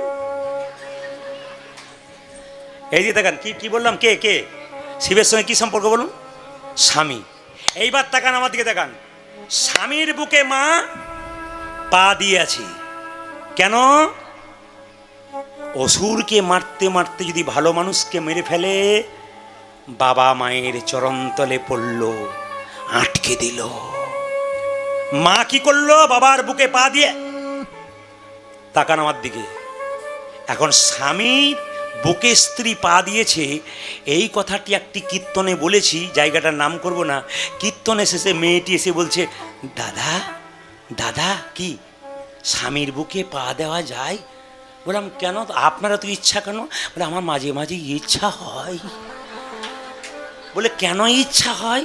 বলছে রাত্রিবেলায় মদ খেয়ে আমাকে মারধর করে নে চিত হয়ে পড়ে থাকে, আমার মনে হয় মাঝে মাঝে দিয়ে দিই। কিন্তু দাদা এতদিন শুনি নাই, দিতে পারি নাই, এইবার ভালো হলো, কাল থেকে মারলে চিত হয়ে শুয়ে পড়লেই আমি দিয়ে দেবো। বললাম দিদি এক কাজ করো, হার্টের ডাক্তারকে চেক করাবে, পজিশন কেমন আছে তারপর দেবে, নাহলে হরিবোল হয়ে যাবে। ওই জন্য আপনারা যদি কেউ মনে করেন রাত্রিবেলায় দিয়ে দেবো, আগে চেক করে দেবেন, নইলে গণ্ডগোল হবে। তবে আপনাদের এখানে একটা ভালো খবর পেলাম, না বলে পাচ্ছি না।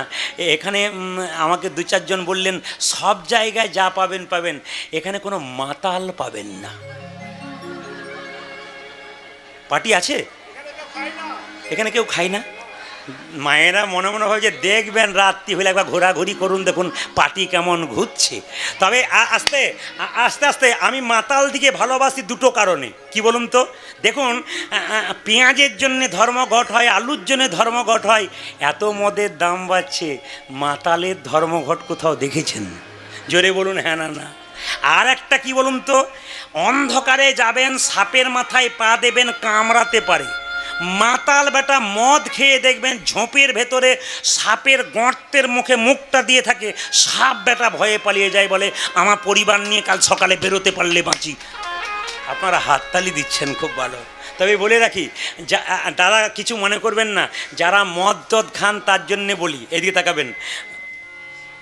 যারা মদের দোকান করে বলে বেটাকে এবার আনলাম, পরে বার আর আনবো না, এ আমার বিক্রি বন্ধ। না না না, আপনাদের যাদের করোনার সময় দেখবেন লোক ঘর থেকে বেরোতে পারছে না, আর দিব্যি লাইন দিয়ে দাঁড়িয়ে আছে। কেন বলুন তো?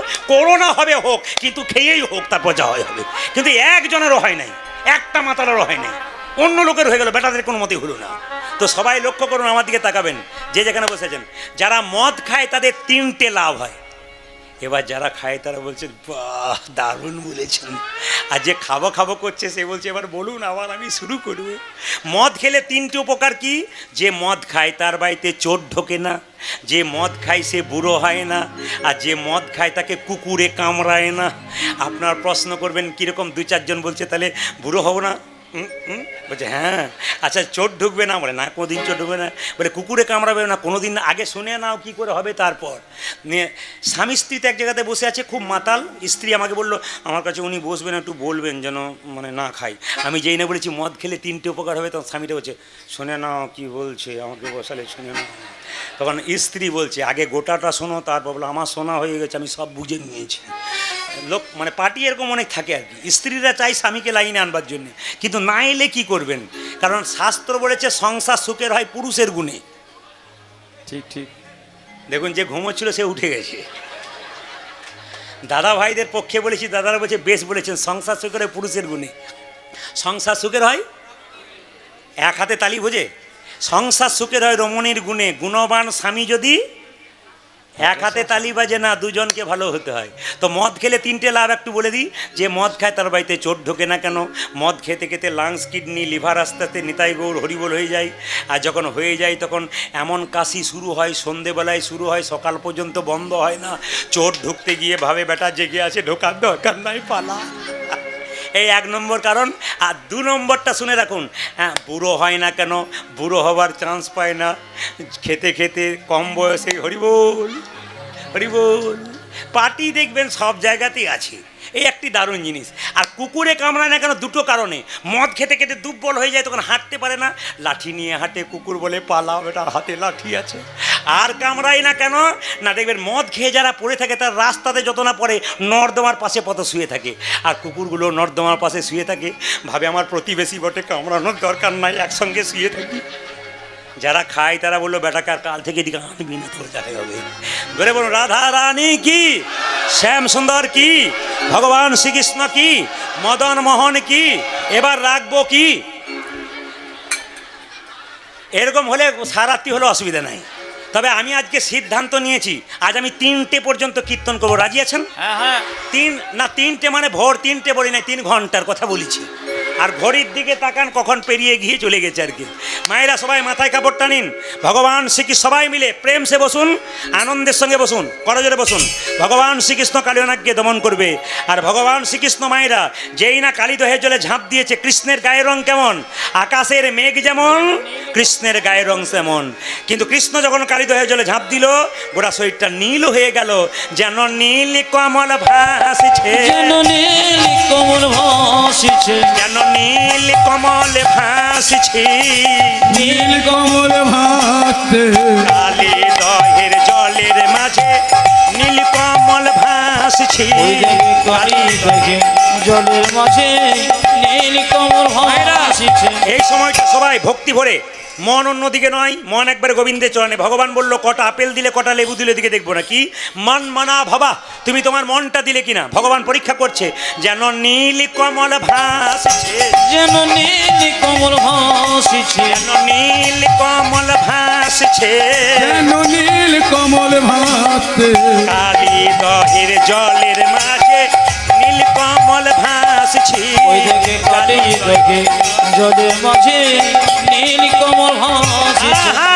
কৃষ্ণ মনে মনে ভাবছে, আহা, কালিয়নাগ মনে মনে ভাবছে, আমি তো দংশন করি, একে দংশন করব না, একে নিয়ে মজা করব, একে পুচ্ছতে জড়াবো, একে পুচ্ছতে জড়াবো, একে পুচ্ছতে জড়াবো, একে পুচ্ছতে জড়াবো, পুচ্ছতে জড়াবো, একে পুচ্ছতে জড়াবো। ওই যে দংশন করব না ভাই, পুচ্ছতে জড়াবো, আমি দংশন করিব না ভাই, পুচ্ছতে জড়াবো, ওই যে দংশন করব না ভাই, পুচ্ছতে জড়াবো, আমি দংশন করব না ভাই, পুচ্ছতে জড়াবো।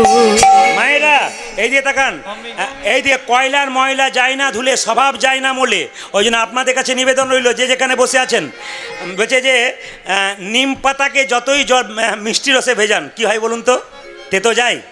কালিয়নাগ মনে মনে, না না, একে দংশন করব রে, একে দংশন করব রে, একে দংশন করব রে, একে দংশন করব রে, পুচ্ছতে জড়াবো না, দংশন করব রে।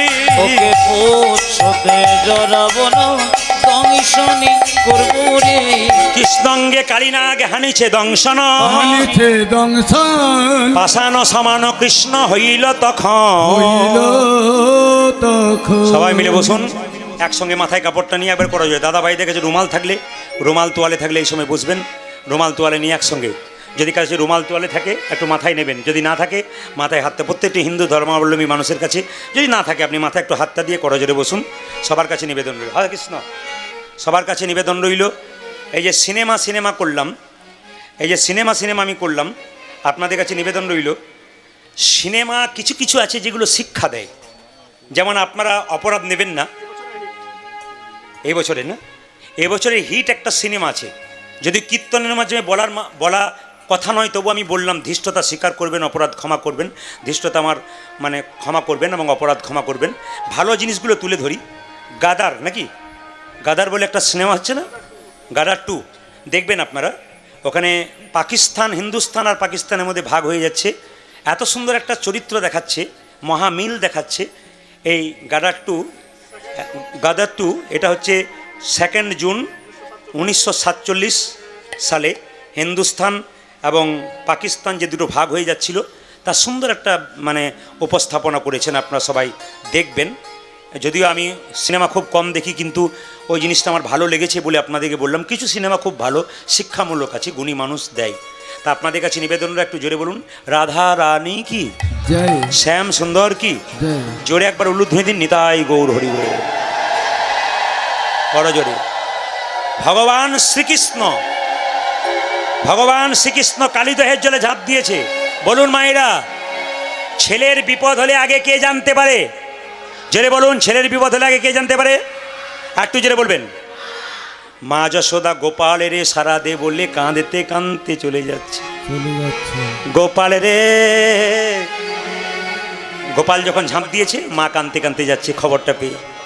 গোপাল রে সারা দে, গোপাল সারা দে, সবাই করো যদি বসবে।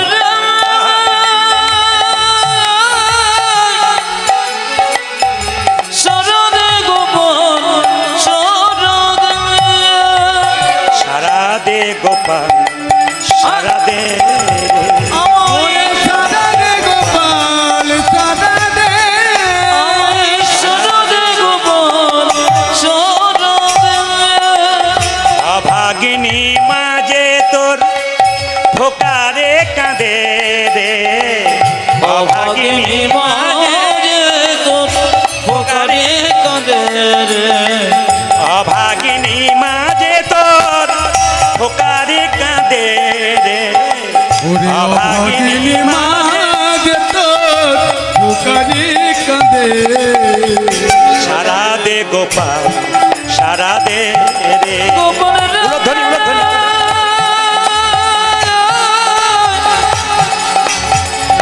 শরদে গোপন শরদে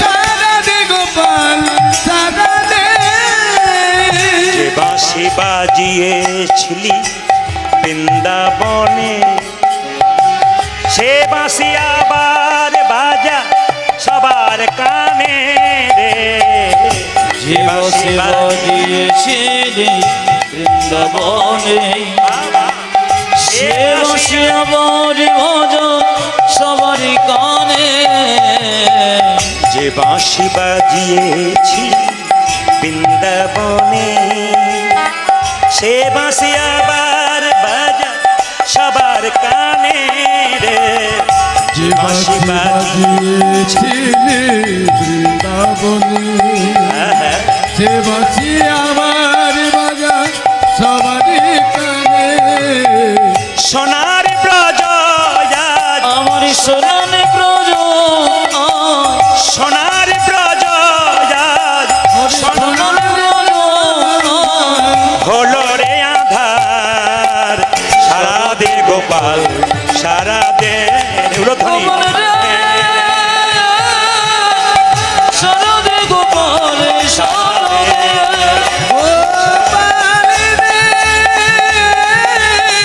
সারা দে গোপাল সারা দে আমায় শরদে গোপন শরদে আমায় সারা দে গোপাল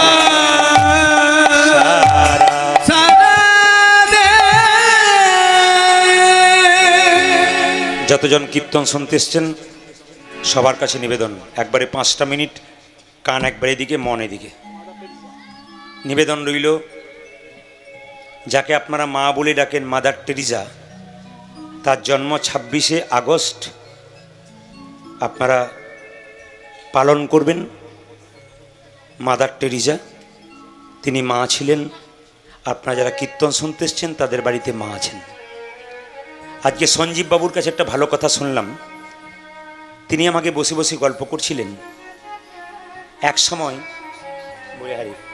সময় একবেলা খাবার পর রাত্রিবেলায় কি খাবো ভাবনা হতো। সবাই লক্ষ্য করবেন ভালো করে। আমি আমার মা কম বয়সে বলছেন বাবা চলে গেছেন, মা বসে বসে ভাবতো দিনের তো খাওয়া হলো, রাত্রিবেলায় খাওয়া কি হবে। ছোট্ট একটা ঘরে বাস করতেন। এদিকে তাকাবেন, কোথায় পুরী হয়তো বেড়াতে গিয়েছিলেন মনে হয়। সেখানে সুন্দর বাড়ি মন্দির দেখে বলেছিল, মা বলেছিলেন খোকা এরকম একটা বাড়ি তৈরি করতে পারবি না? তো সেই দিন বলছি আমি একটু শপথ নিয়েছিলাম প্রভুর কাছে প্রার্থনা করি, মা তোমার কথা রাখার চেষ্টা করব। মায়ের আশীর্বাদ যার আছে, বাবার আশীর্বাদ যার আছে, পৃথিবীতে সে বড় না হয়ে থাকতে পারে না। যত যত কম বয়সী ছেলেরা এখানে কীর্তন শুনছে, সমস্ত ভাইদের কাছে, সমস্ত ছেলেদের কাছে এই প্রদীপ পালের নিবেদন রইল, কৃষ্ণকে পুজো করো না করো, বাড়িতে দুটো জীবন্ত দেবদেবীকে একটু সেবা যত্ন করো। এই দুটো দেবদেবী যতদিন বেঁচে আছে আপনার সংসার আলো করে আছে। পৃথিবীতে সবাই স্বার্থপর, কিন্তু বাবা মা কোনোদিন স্বার্থপর হয় না। আমি একটা জায়গায় দেখেছি, একজনের মা মারা গেছে, বাবা কষ্ট করে ছেলেকে মানুষ করলো। ছেলের বিয়ে হয়ে গেল, বৌমা এসে বলল তোমার বাবাকে কোথাও রেখে দিয়েছো, আমি বাবার সেবা করতে পারবো না। তো বাবা লোকের বাড়ি বাড়ি ভিক্ষা করে খায়, ছেলে কাজ করে, কিন্তু ছেলে খেতে দেয় না স্ত্রীর জন্য। তো সন্ধ্যাবেলায় যখন তার স্ত্রী কোনো কাজে ব্যস্ত থাকে, তখন জানলার সামনে ছেলে যখন শুয়ে থাকে, বাবা জানলার সামনে গিয়ে বলে, খোকা খাবার খেয়েছিস? তুই খাবার খেয়েছিস? ছেলেটা বলতো, হ্যাঁ খেয়েছি। তুমি খেয়েছো? বলে, আমি খেয়েছি না খেয়েছি, তুই খেয়েছিস। সন্তান যে মায়ের কাছে কত বড়, বাবার কাছে কত বড়, এ তুমি যতদিন বাবা না হবে ততদিন জানতে পারবে। এই যে তোমরা বাবাকে কষ্ট দিচ্ছ, যেদিন তুমি বাবা হবে সেদিন বুঝতে পারবে বাবা হওয়ার জ্বালা কি, মা হওয়ার জ্বালা কি। রাত্রিবেলায় কীর্তন শুনতে এসছেন, যখন বাড়ি ফিরে যাবেন বাড়ির সবাই ঘুমোবে, কিন্তু বৃদ্ধা মা যদি বেঁচে থাকে দরজাটা খুলবে আর বেরোবে, এরই নাম হলো মা। ছেলে যদি বাইরে থাকে বাড়ির সবাই ঘুমায়, কিন্তু গর্ভধারিণী মা ঘুমায় না। কীর্তন কেমন জিনিস দেখুন। এখনই আপনারা হাসছিলেন, আনন্দ করছিলেন, আবার এখন আপনারা প্রেমে বিগলিত হয়ে আমি অনেকে চোখে জল দেখতে পাচ্ছি। আমার গুরুজি আমাকে বললেন, প্রদীপ কীর্তন করবি, মানুষকে হাসাবি, আনন্দ দিবি, কিন্তু শিক্ষা দিবি, প্রেমের বন্যা বইয়ে দিবি। আমি বর্ধমান থেকে ইংরেজিতে এমএ করেছিলাম, 7 জন বন্ধু, 4টা মেয়ে, 3 জন ছেলে। ওরা 3 জন, কেউ প্রফেসর, কেউ ইঞ্জিনিয়ার, কেউ মাস্টার। আমি ছিলাম সেকেন্ড, কিন্তু আমি হলাম না, আমি কিচ্ছু করলাম না, কীর্তন শিখলাম। আমার তখন কীর্তন চালু নেই, শুরু করেছি আর কি। ওরা তখন ফোন করে বলে, দিব্যি চাকরি পেয়ে যেতিস, কেন কীর্তন করতে গেলি? আমরা সরকারি চাকরি নিলাম, আর তুই কি করলি রে প্রদীপ, জীবনটা হেলায় হারালি, আমরা যে সরকার চাকরি নিলাম। আমি তখন তাদেরকে বললাম, তোরা তো সরকারের চাকর হলি, আরে আমি এমন একজনের চাকর হলাম যার জন্য এত এত সাধুগুরু বৈষ্ণবের চরণ ধুলি আমার মাথায় পড়ল। হরি বল, হরি বল। আপনারা আশীর্বাদ করবেন, আপনারা আশীর্বাদ করবেন, আশীর্বাদ করবেন আপনারা। বিদেশ থেকে আমার প্রচুর ডাক আছে। আমার এইখানে এত চাপ যে আমি যেতে পারছি না, তবু আমি এবছর হায়দ্রাবাদ গিয়েছিলাম। সিটি চারমিনারে যদি দেখতেন আপনারা চমকে যেতেন, 35,000 মানুষ। বহু হোটেল ভাড়া করে একদিন আগে থেকে মানুষ চলে এসছে 70 কিলোমিটার দূর থেকে, যারা সোনার ব্যবসা করে বিভিন্ন জায়গাতে। তারা বলছে, দাদা আপনার কীর্তন শোনার জন্য কাল থেকে আমরা হোটেল বুক করে বসে আছি সিটি চারমিনারে গান শুনবো বলে। সবসময় দেখছে আমার ছেলে মেয়েরা, বলে একবার দেখতে হবে প্রদীপবাবুকে, দেখতে যাব। আশীর্বাদ করবেন। আমি বোম্বে গিয়েছিলাম, যে বোম্বের মায়েরা গরমে ঘর থেকে বেরোতে পারে না, বেলা 2টো থেকে আমাকে আসর দিচ্ছিল, একটা করে আসর। এত গরম, অথচ বাচ্চা কোলে নিয়ে 10,000 মানুষ আসরের ভেতরে, 5,000 বাইরে, ঢুকতে পারছে না, এত ভিড়। আমি গিয়েছিলাম ব্যাঙ্গালোর, এত বৃষ্টি হচ্ছিল, 2 দিন কীর্তন হলো, এত বৃষ্টি, ছাতা ধরে মানুষ কীর্তন শুনছে। আমি গিয়েছিলাম 3 বার ত্রিপুরা, আবার আমি জন্মাষ্টমীতে ত্রিপুরা যাব প্লেনের মাধ্যমে। তো ত্রিপুরার মানুষ আপনারা অবাক হয়ে যাবেন, যত আসরে গেছে। একটা আশ্রমে গত বছর গিয়েছিলাম, 10,000 মানুষ ভেতরে, 2-4 হাজার মানুষ বাইরে, ঢুকতে পারছে না, এত লোক, এত ভক্তের সমাগম। এটা কিন্তু আমার সাধুগুরু বৈষ্ণবের আশীর্বাদ ছাড়া হয় না। আপনাদের মতো ভক্তদের আশীর্বাদ না থাকলে বড় হওয়া যায় না। আপনারা আমাকে দুহাত ভরে আশীর্বাদ করুন, যেন কৃষ্ণ কথা, হরি কথা বলে মানুষের জীবনটাকে পরিবর্তন করতে পারি। অনেক মানুষ আমাকে ফোন করে, বহু মুসলিম মানুষরা আমাকে ফোন করে বলে, আপনারা অবাক হয়ে যাবেন, হুগলি জেলার বহু মুসলিম ভাইয়েরা আছে যারা আমাকে বলে, হরে কৃষ্ণ বাবা কেমন আছেন? মুসলিমের ছেলে হয়ে হরে কৃষ্ণ জয়নিতাই বলে, কেন বলে? ভালোবাসতে পেরেছে। বলে নাম সবসময় সমান, ধর্ম সব জায়গায় সমান। অনেক মানুষ বুঝতে পেরেছে, যারা আসল মানুষ তারা ধর্মের বিচার করে না, ধর্মকে ভালোবাসতে পারে। ওই জন্য আপনাদের আশীর্বাদের জন্যে আমি আস্তে আস্তে যেন এগোতে পারি। আমি বিদেশে যাব আগামীবারে, আন্দামান নিকোবর দ্বীপপুঞ্জ যাব, বাংলাদেশ যাব, আরও অনেক দূরে দূরে, আমেরিকা থেকে আমার ডাক এসেছে, কিন্তু আমি সময় দিতে পারছি না, প্রচণ্ড চাপ।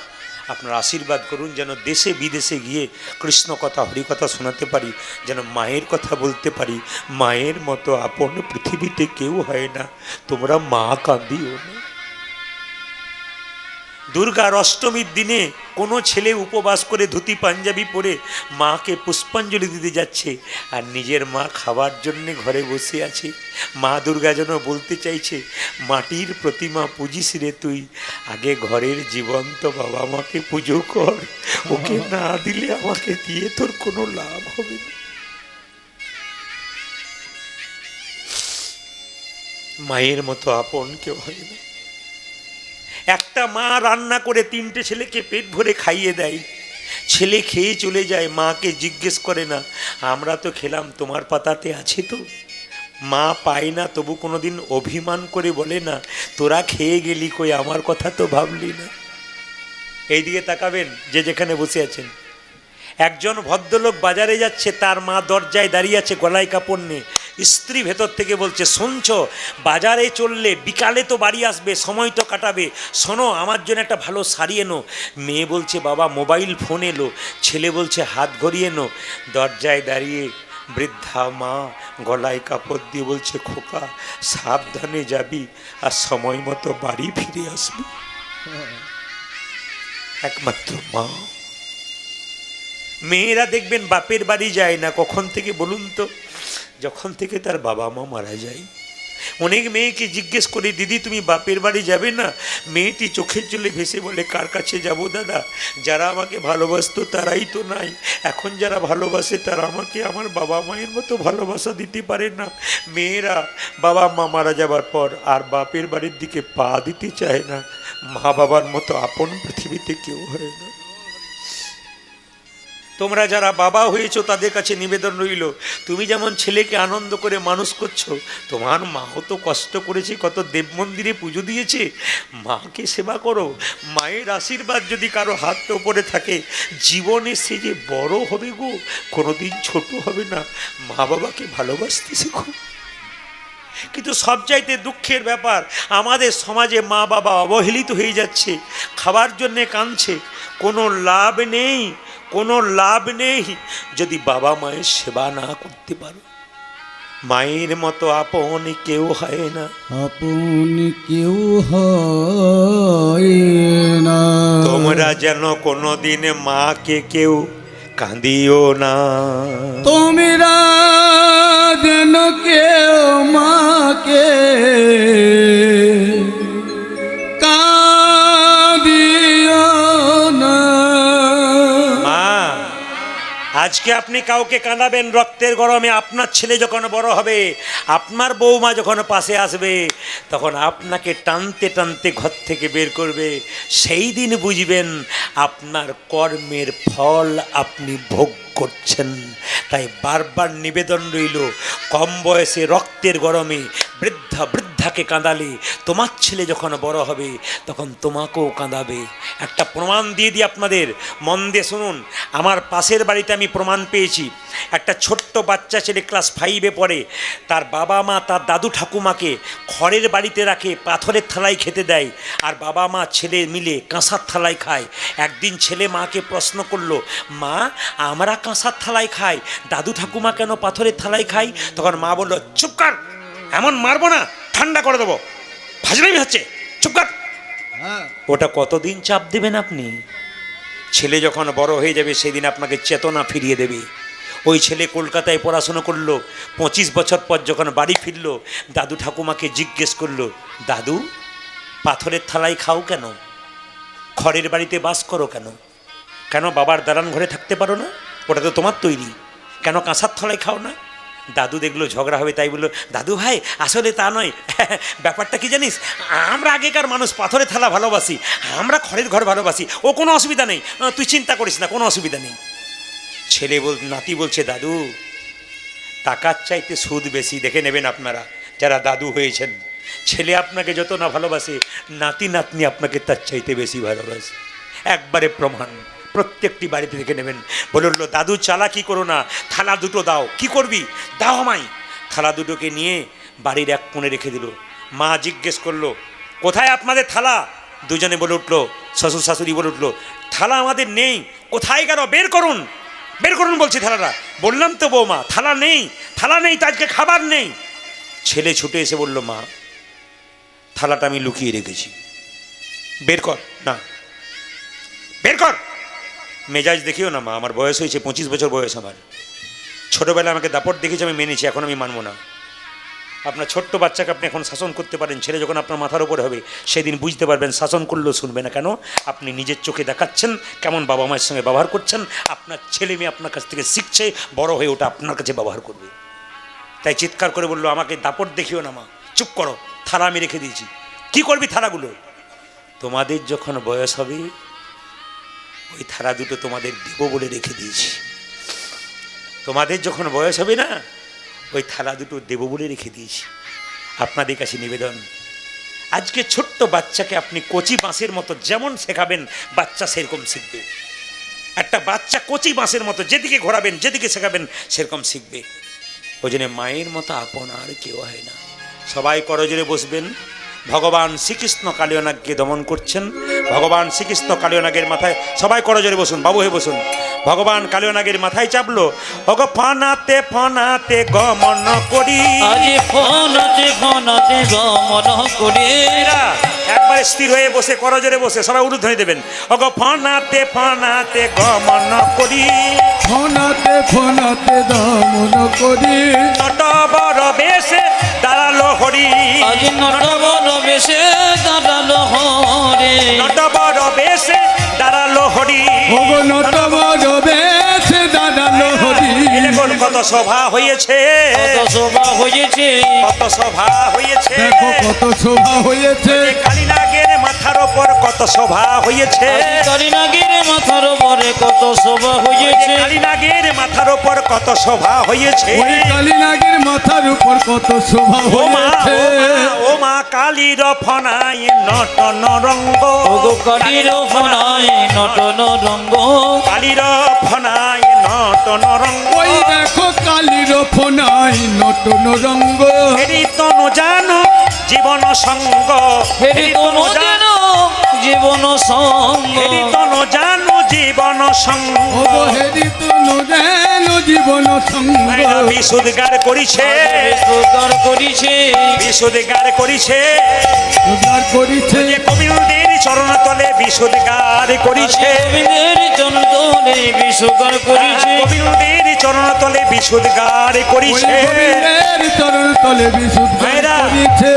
কালিয়নাগ যখন কৃষ্ণের চরণ তলে বিষ দিচ্ছে, কৃষ্ণ বলছে হ্যাঁ রে কালিয়নাগ, লোকে আমার চরণ পেরে ফুল দেয়, পুষ্প দেয়, তুই কি দিলি? কালিয়নাগকে দেখে বলছে হে গোবিন্দ, তুমি আমায় বিষ দিয়েছ, অমৃত দাওনি। আমি যা আছে তাই দিলাম, যাছে তাই দিলাম। আমার যা আছে তাই দিলাম। যাই আছে তাই দিলাম। যে গোবিন্দ তোমার শ্রীচরণে যা আছে তাই দিলাম। ওগো গোবিন্দ তোমার শ্রীচরণে যাছে তাই দিলাম। যে গোবিন্দ তোমার শ্রীচরণে হরি হরি হরি বলে। গোবিন্দ তোমার শ্রীচরণে হরি হরি হরি বলে। গোবিন্দ তোমার শ্রীচরণে ওগো হরি হরি হরি বলে। গোবিন্দ তোমার শ্রীচরণে ওগো হরি হরি হরি বলে। গোবিন্দ তোমার শ্রীচরণে হরি হরি হরি আমার বলে। যাছে তাই দিলাম। তোর দেবার মতো কিছু নেই, বলছে আমার প্রত্যেকটা ফণিতে একটা করে মণি আছে, তোমার চরণে দেবো। ওগো ফণি মণি গণ হইয়া ভীত। ওগো ফণি মণি গণ হইয়া ভীত। ফণি মণি গণ হইয়া ভীত। ওগো ফণি মণি গণ হইয়া ভীত। শ্রীকৃষ্ণ চরণে হইল নত। শ্রীকৃষ্ণ চরণে হইয়া নত। শ্রীকৃষ্ণ চরণে হইল নত। শ্রীকৃষ্ণ চরণে হইল নত। চরণ পূজা করিছে, চরণ পূজা করিছে। চরণ পূজা করিছে। চরণ পূজা করিছে। ওই মাথারে মণি দিয়ে চরণ পূজা করিছে। মাথারে মণি ওই যে আর আনন্দ ধরে না রে, মাথারে মণি দিয়ে আনন্দ ধরে না রে, মাথারে মণি ওই যে দিয়ে আনন্দ ধরে না রে, মাথারে মণি দিয়ে আনন্দ ধরে না রে। মাথারে মণি দিয়ে আনন্দ ধরে যেন না। চরণ পূজা করিছে। আচ্ছা মায়েরা, আজকে কি সিদ্ধান্ত নিয়েছেন উঠবেন না নাকি? হ্যাঁ, এমনি করলে হবে না, কিন্তু উঠতে হবে আপনাদের। আপনার সব 6 বছর এরকম হয়, মানুষ উঠতে চায় না। আপনাদের আজকে উঠাবো, আপনারা কিছু মনে করবেন না। তবে তার আগে ভগবানের চরণ যখন পেয়েছে, সবাই মিলে একটু প্রেম সে একটু করতালি দেবেন, একসঙ্গে হাত উঠিয়ে বসে বসে সবাই মিলে একসঙ্গে, সবাই মিলে একসঙ্গে। শ্যামল তনু যে হলো, তালি দিয়ে, শ্যামল তনু যে হলো আবিরেতে লাল, একসঙ্গে হাত একসঙ্গে। বাহ! আমি সঞ্জীব বাবুর কাছে, সঞ্জীব বাবুর জন্য প্রার্থনা করব, কৃষ্ণ কৃপা হোক, গোটা পরিবার কৃষ্ণমুখী হোক। আর আপনাদের জন্য প্রার্থনা করব, সবাই কৃষ্ণ ভক্ত হোক। আবার যদি কোনোদিন সুযোগ হয় নিশ্চয় আপনাদের সামনে আসবো। সবাই হাত তুলে একসঙ্গে দেখি বসে। শ্যামল তনু যে হলো আবিরেতে লাল, হোলি খেলিছে আমার বজের রাখাল। শ্যামল তনু যে হলো আবিরেতে লাল, আবিরেতে লাল, হোলি খেলিছে আমার ব্রজের গোপাল। শ্যামল তনু যে হলো আবিরেতে লাল, আবিরেতে লাল, হোলি খেলিছে আমার বজের গোপাল। তালি। শ্যামল তনু যে হলো আবিরেতে লাল, আবিরেতে লাল, হোলি খেলিছে আমার ব্রজের গোপাল। সাথে লইয়ে সিদাম সুদাম যত না রাখাল। তালি। সাথে লইয়ে শ্রীরাম সুদামি যত না রাখাল, ওই সাথে লইয়ে সিদাম সুদাম যত না রাখাল, আজি সাথে লইয়ে শ্রীরামে সুদামি যত না রাখাল। হোলি খেলিছে আমার বজের গোপাল। আজি শ্যামল তনু যে হলো আবিরেতে লাল, আবিরেতে লাল, হোলি খেলিছে আমার ব্রজের গোপাল। শ্যামল তনু যে হলো আবি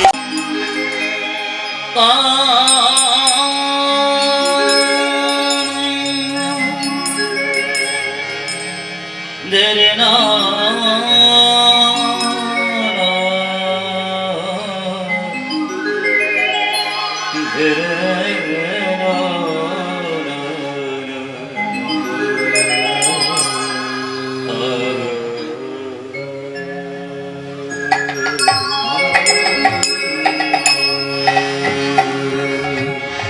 কে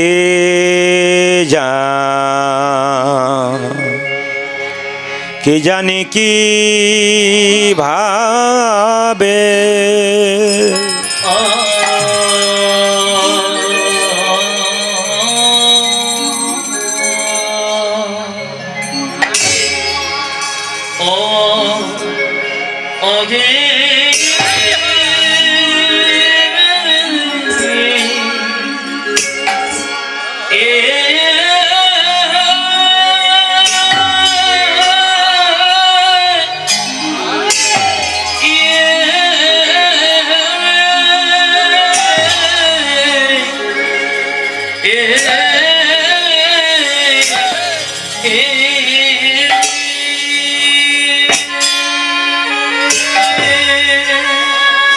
ও ভাবে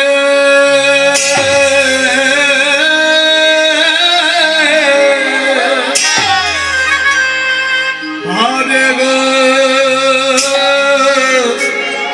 ও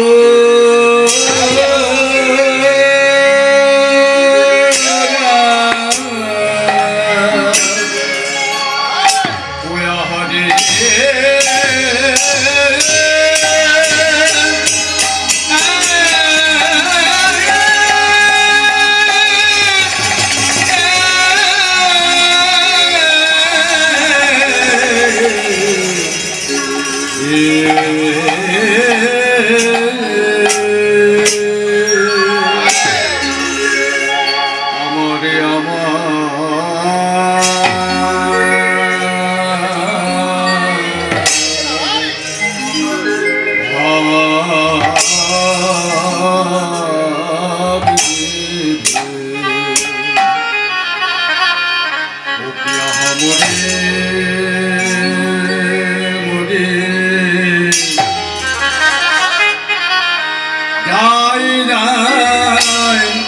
যাই যাই শোভার বিহারে আরে কি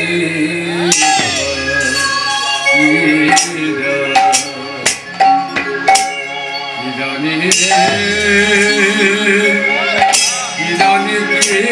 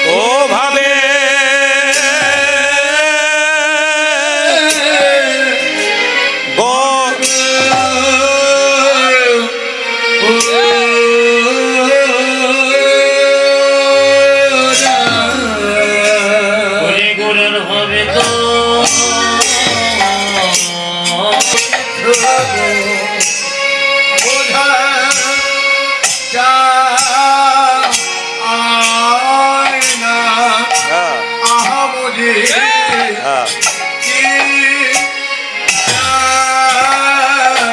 নি হবে ও মরি গোরা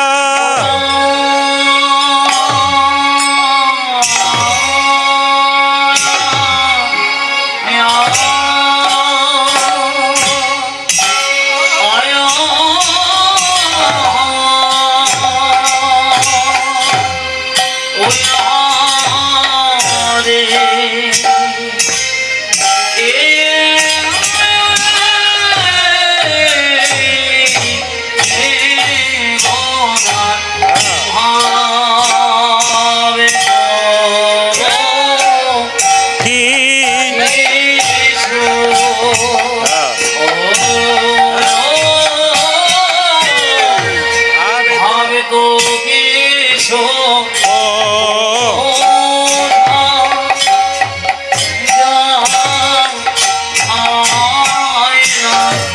আহা মরি হ্যাঁ।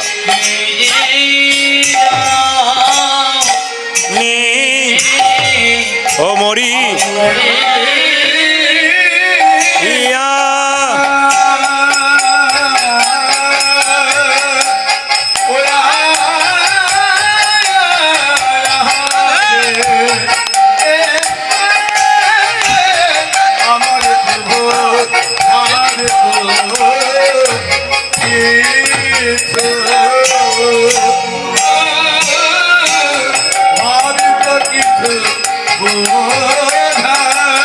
যা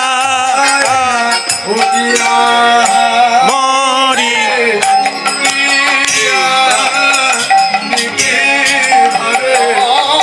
বাহ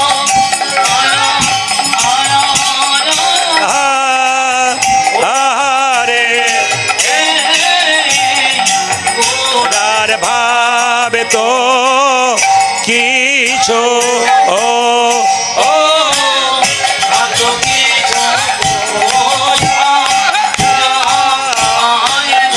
আহা মরি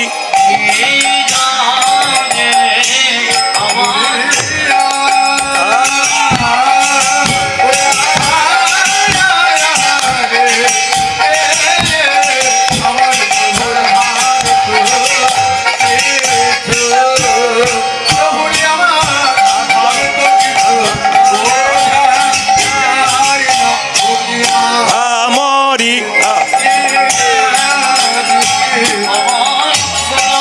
বা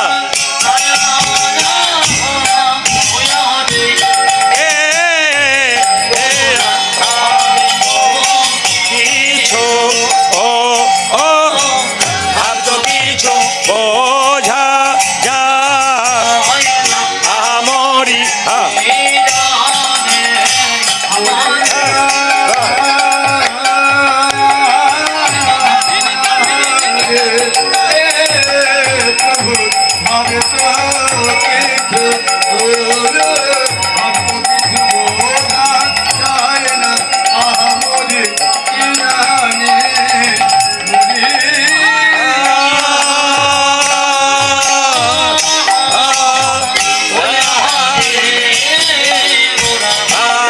কিছু ও ভাবছ কিছু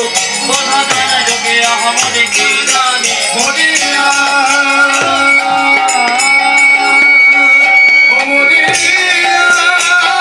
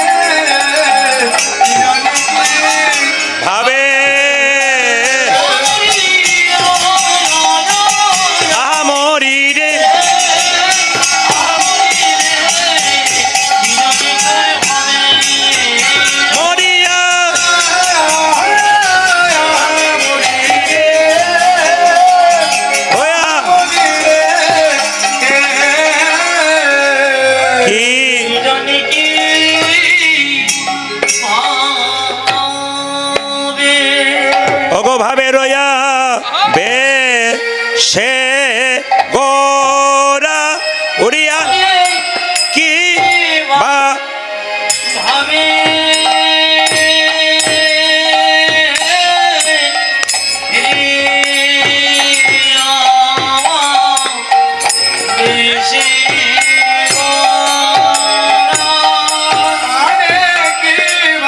বা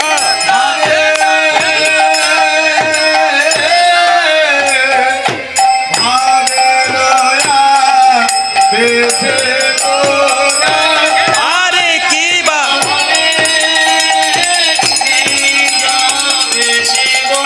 আরে কি বা আরে সে গোরা আরে কি বা আরে কি বা ভাবে ভাবে ভাবে বে সে গো আ আ আ আ জনিতাই হরে কৃষ্ণ জনিতাই হরে কৃষ্ণ জনিতাই হরে কৃষ্ণ হরে কৃষ্ণ জনিতাই হরে কৃষ্ণ জনিতাই জনিতাই হরে কৃষ্ণ জনিতাই আজ কি জানি কি ভাবে গোরা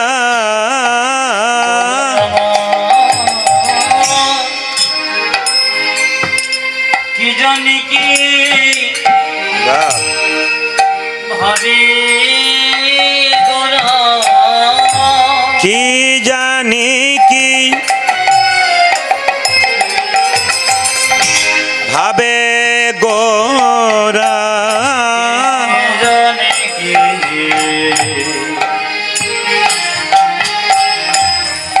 ভাবে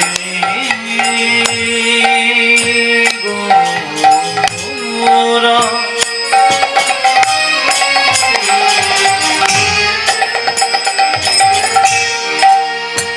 কি জানি কি হবে গোরা ওরে কি জানি কি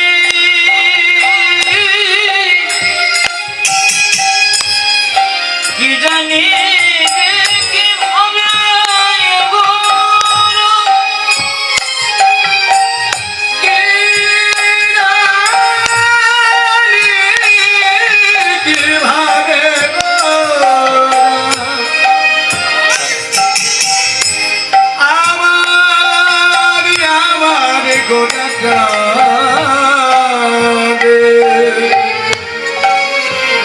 আমি তো কিছু বোঝা যায় না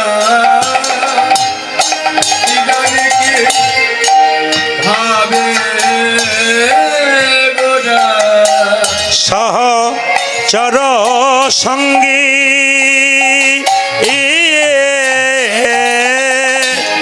কি জানি কি ভাবি গোরা কি জানি করে হবে গোরা আমার সব চরণ সঙ্গে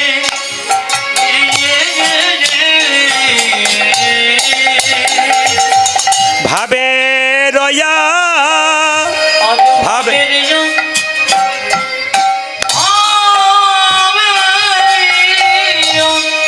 ওগো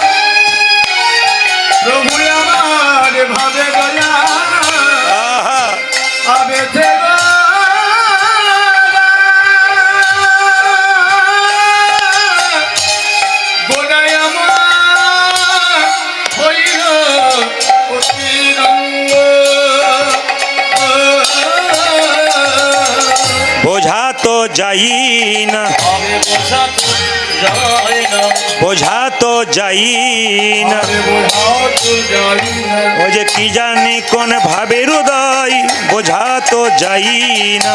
কি জানি কোনে ভাবি হৃদয়, বোঝা তো যায় ও যে কি জানি কোন ভাবের হৃদয়, বোঝা তো যাই না। কি জানি কোন ভাবে হৃদয়, বোঝা তো যাই না। ভাবে তারাই তো বোঝে রে, তারাই তো বোঝে, ভাবে তারাই তো বোঝে রে। তারাই তো বুঝে রে। যে যেন গৌরী বলে কাঁদতে জানে, তারাই তো বোঝে রে। খবর বলে কাঁদতে জানে, তারাই তো বোঝে, যে যেন গৌরী বলে কাঁদতে জানে, তারাই তো বোঝে রে। গৌরী বলে কাঁদতে জানে, তারাই তো বুঝে ও যে হা গৌর প্রাণ গৌর বলে, তারাই তো বোঝে রে। হাগর কোনা গৌরী বলি, তারাই তো বোঝে, ও যে সদাই গৌরী গৌরী বলে, তারাই তো বোঝে রে। সদাই গৌরী গৌরী বলে, তারাই তো বুঝে ও যে গৌরী বলিতে নয়ন ঝরে, তারাই তো বোঝে রে। বলতে মনে শোনে, তারাই তো বোঝে, ও যে গৌরী বলিতে নয়ন ঝরে, তারাই তো বোঝে রে। গৌরী বলে কে নয়ন, ও যে হা গৌর প্রাণ গৌরী বলে নিতাই, মনে শোনে, হাগৌর প্রাণ গৌর বলে, হাগৌর প্রাণ গৌর বলে। ওই যে হাগর প্রাণ গৌর বলে, হাগর প্রাণ তারাই তো বোঝে, ও গো ভাবের জন, বেশি গরম বানায়া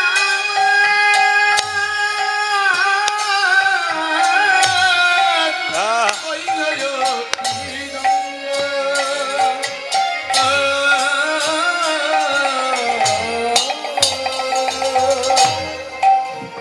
জয় নিতাই, হরে কৃষ্ণ, জয় নিতাই। আজকের এই মহতি হরিবাসর কীর্তন গানের অনুষ্ঠান, আপনারা যারা কীর্তন পিপাসু মানুষ ছুটে এসছেন কীর্তন রসসুধা আস্বাদন করার জন্যে, তাদের কাছে বিশেষ নিবেদন রইল। এই যে অনুষ্ঠানটি হচ্ছে গ্রহরাজ মন্দিরের সামনে, এবং যিনি উপস্থাপনা করেছেন আপনাদের আশীর্বাদ মাথায় নিয়ে, যিনি উপস্থাপনা করেছেন তিনি হচ্ছেন সঞ্জীব বিশ্বাস মহাশয়।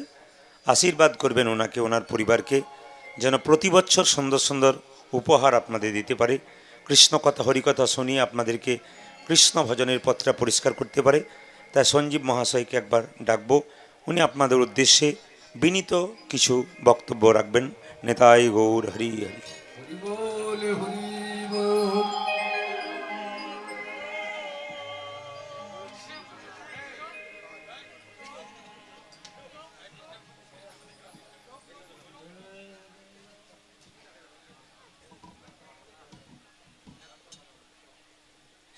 উপস্থিত আজকে আমার ব্যবসায়িক প্রতিষ্ঠানে যারা উপস্থিত হয়েছেন, কিভাবে আপনাদেরকে আমি মানে আমার ভাষা আসছে না, কিভাবে যে আপনাদেরকে আমি সম্মান জানাবো।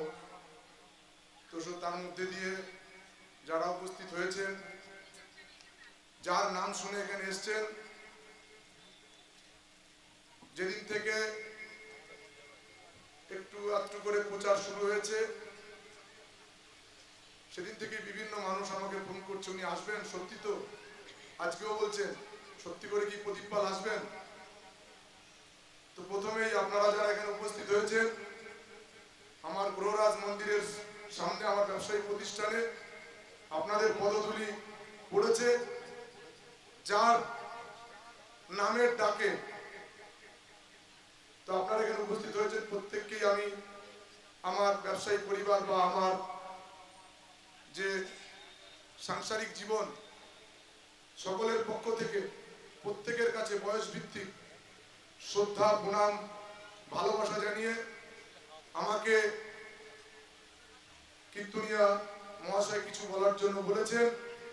সর্বপ্রথমেই বলার আগেই ওনাকে, যদিও সেইভাবে আমরা মানে এই সমাজের মধ্যে দিয়ে মনে হয় এখনো সেইভাবে তৈরি হতে পারি নাই, তো আগামী দিনে চেষ্টা করব। তাহলে ওনার কিছু কিছু বাণী সেগুলোকে চেষ্টা করি এই টিভির মাধ্যমে, মোবাইলের মাধ্যমে মোবাইল খুললেই এখন যারা আমরা বিভিন্ন সময় দেখি, যদি আমরা পেছন দিকে তাকাই, হিন্দু সমাজ যখনই আমাদের জাতি এক একটা বিপদের সম্মুখীন হয়েছেন, কোনো কোনো সময় এই মানব রূপে বিভিন্ন আমাদের এক একজন করে মহাপুরুষ এসেছেন আমাদের এই জাতিকে বাঁচানোর জন্য। তো সেই মহাপুরুষকে কিন্তু আমরা, তিনি যখন আমাদের মধ্যে দিয়ে আমাদের মতন করে চলাফেরা করেছেন, তখন কিন্তু তাকে আমরা চিনতে পারি।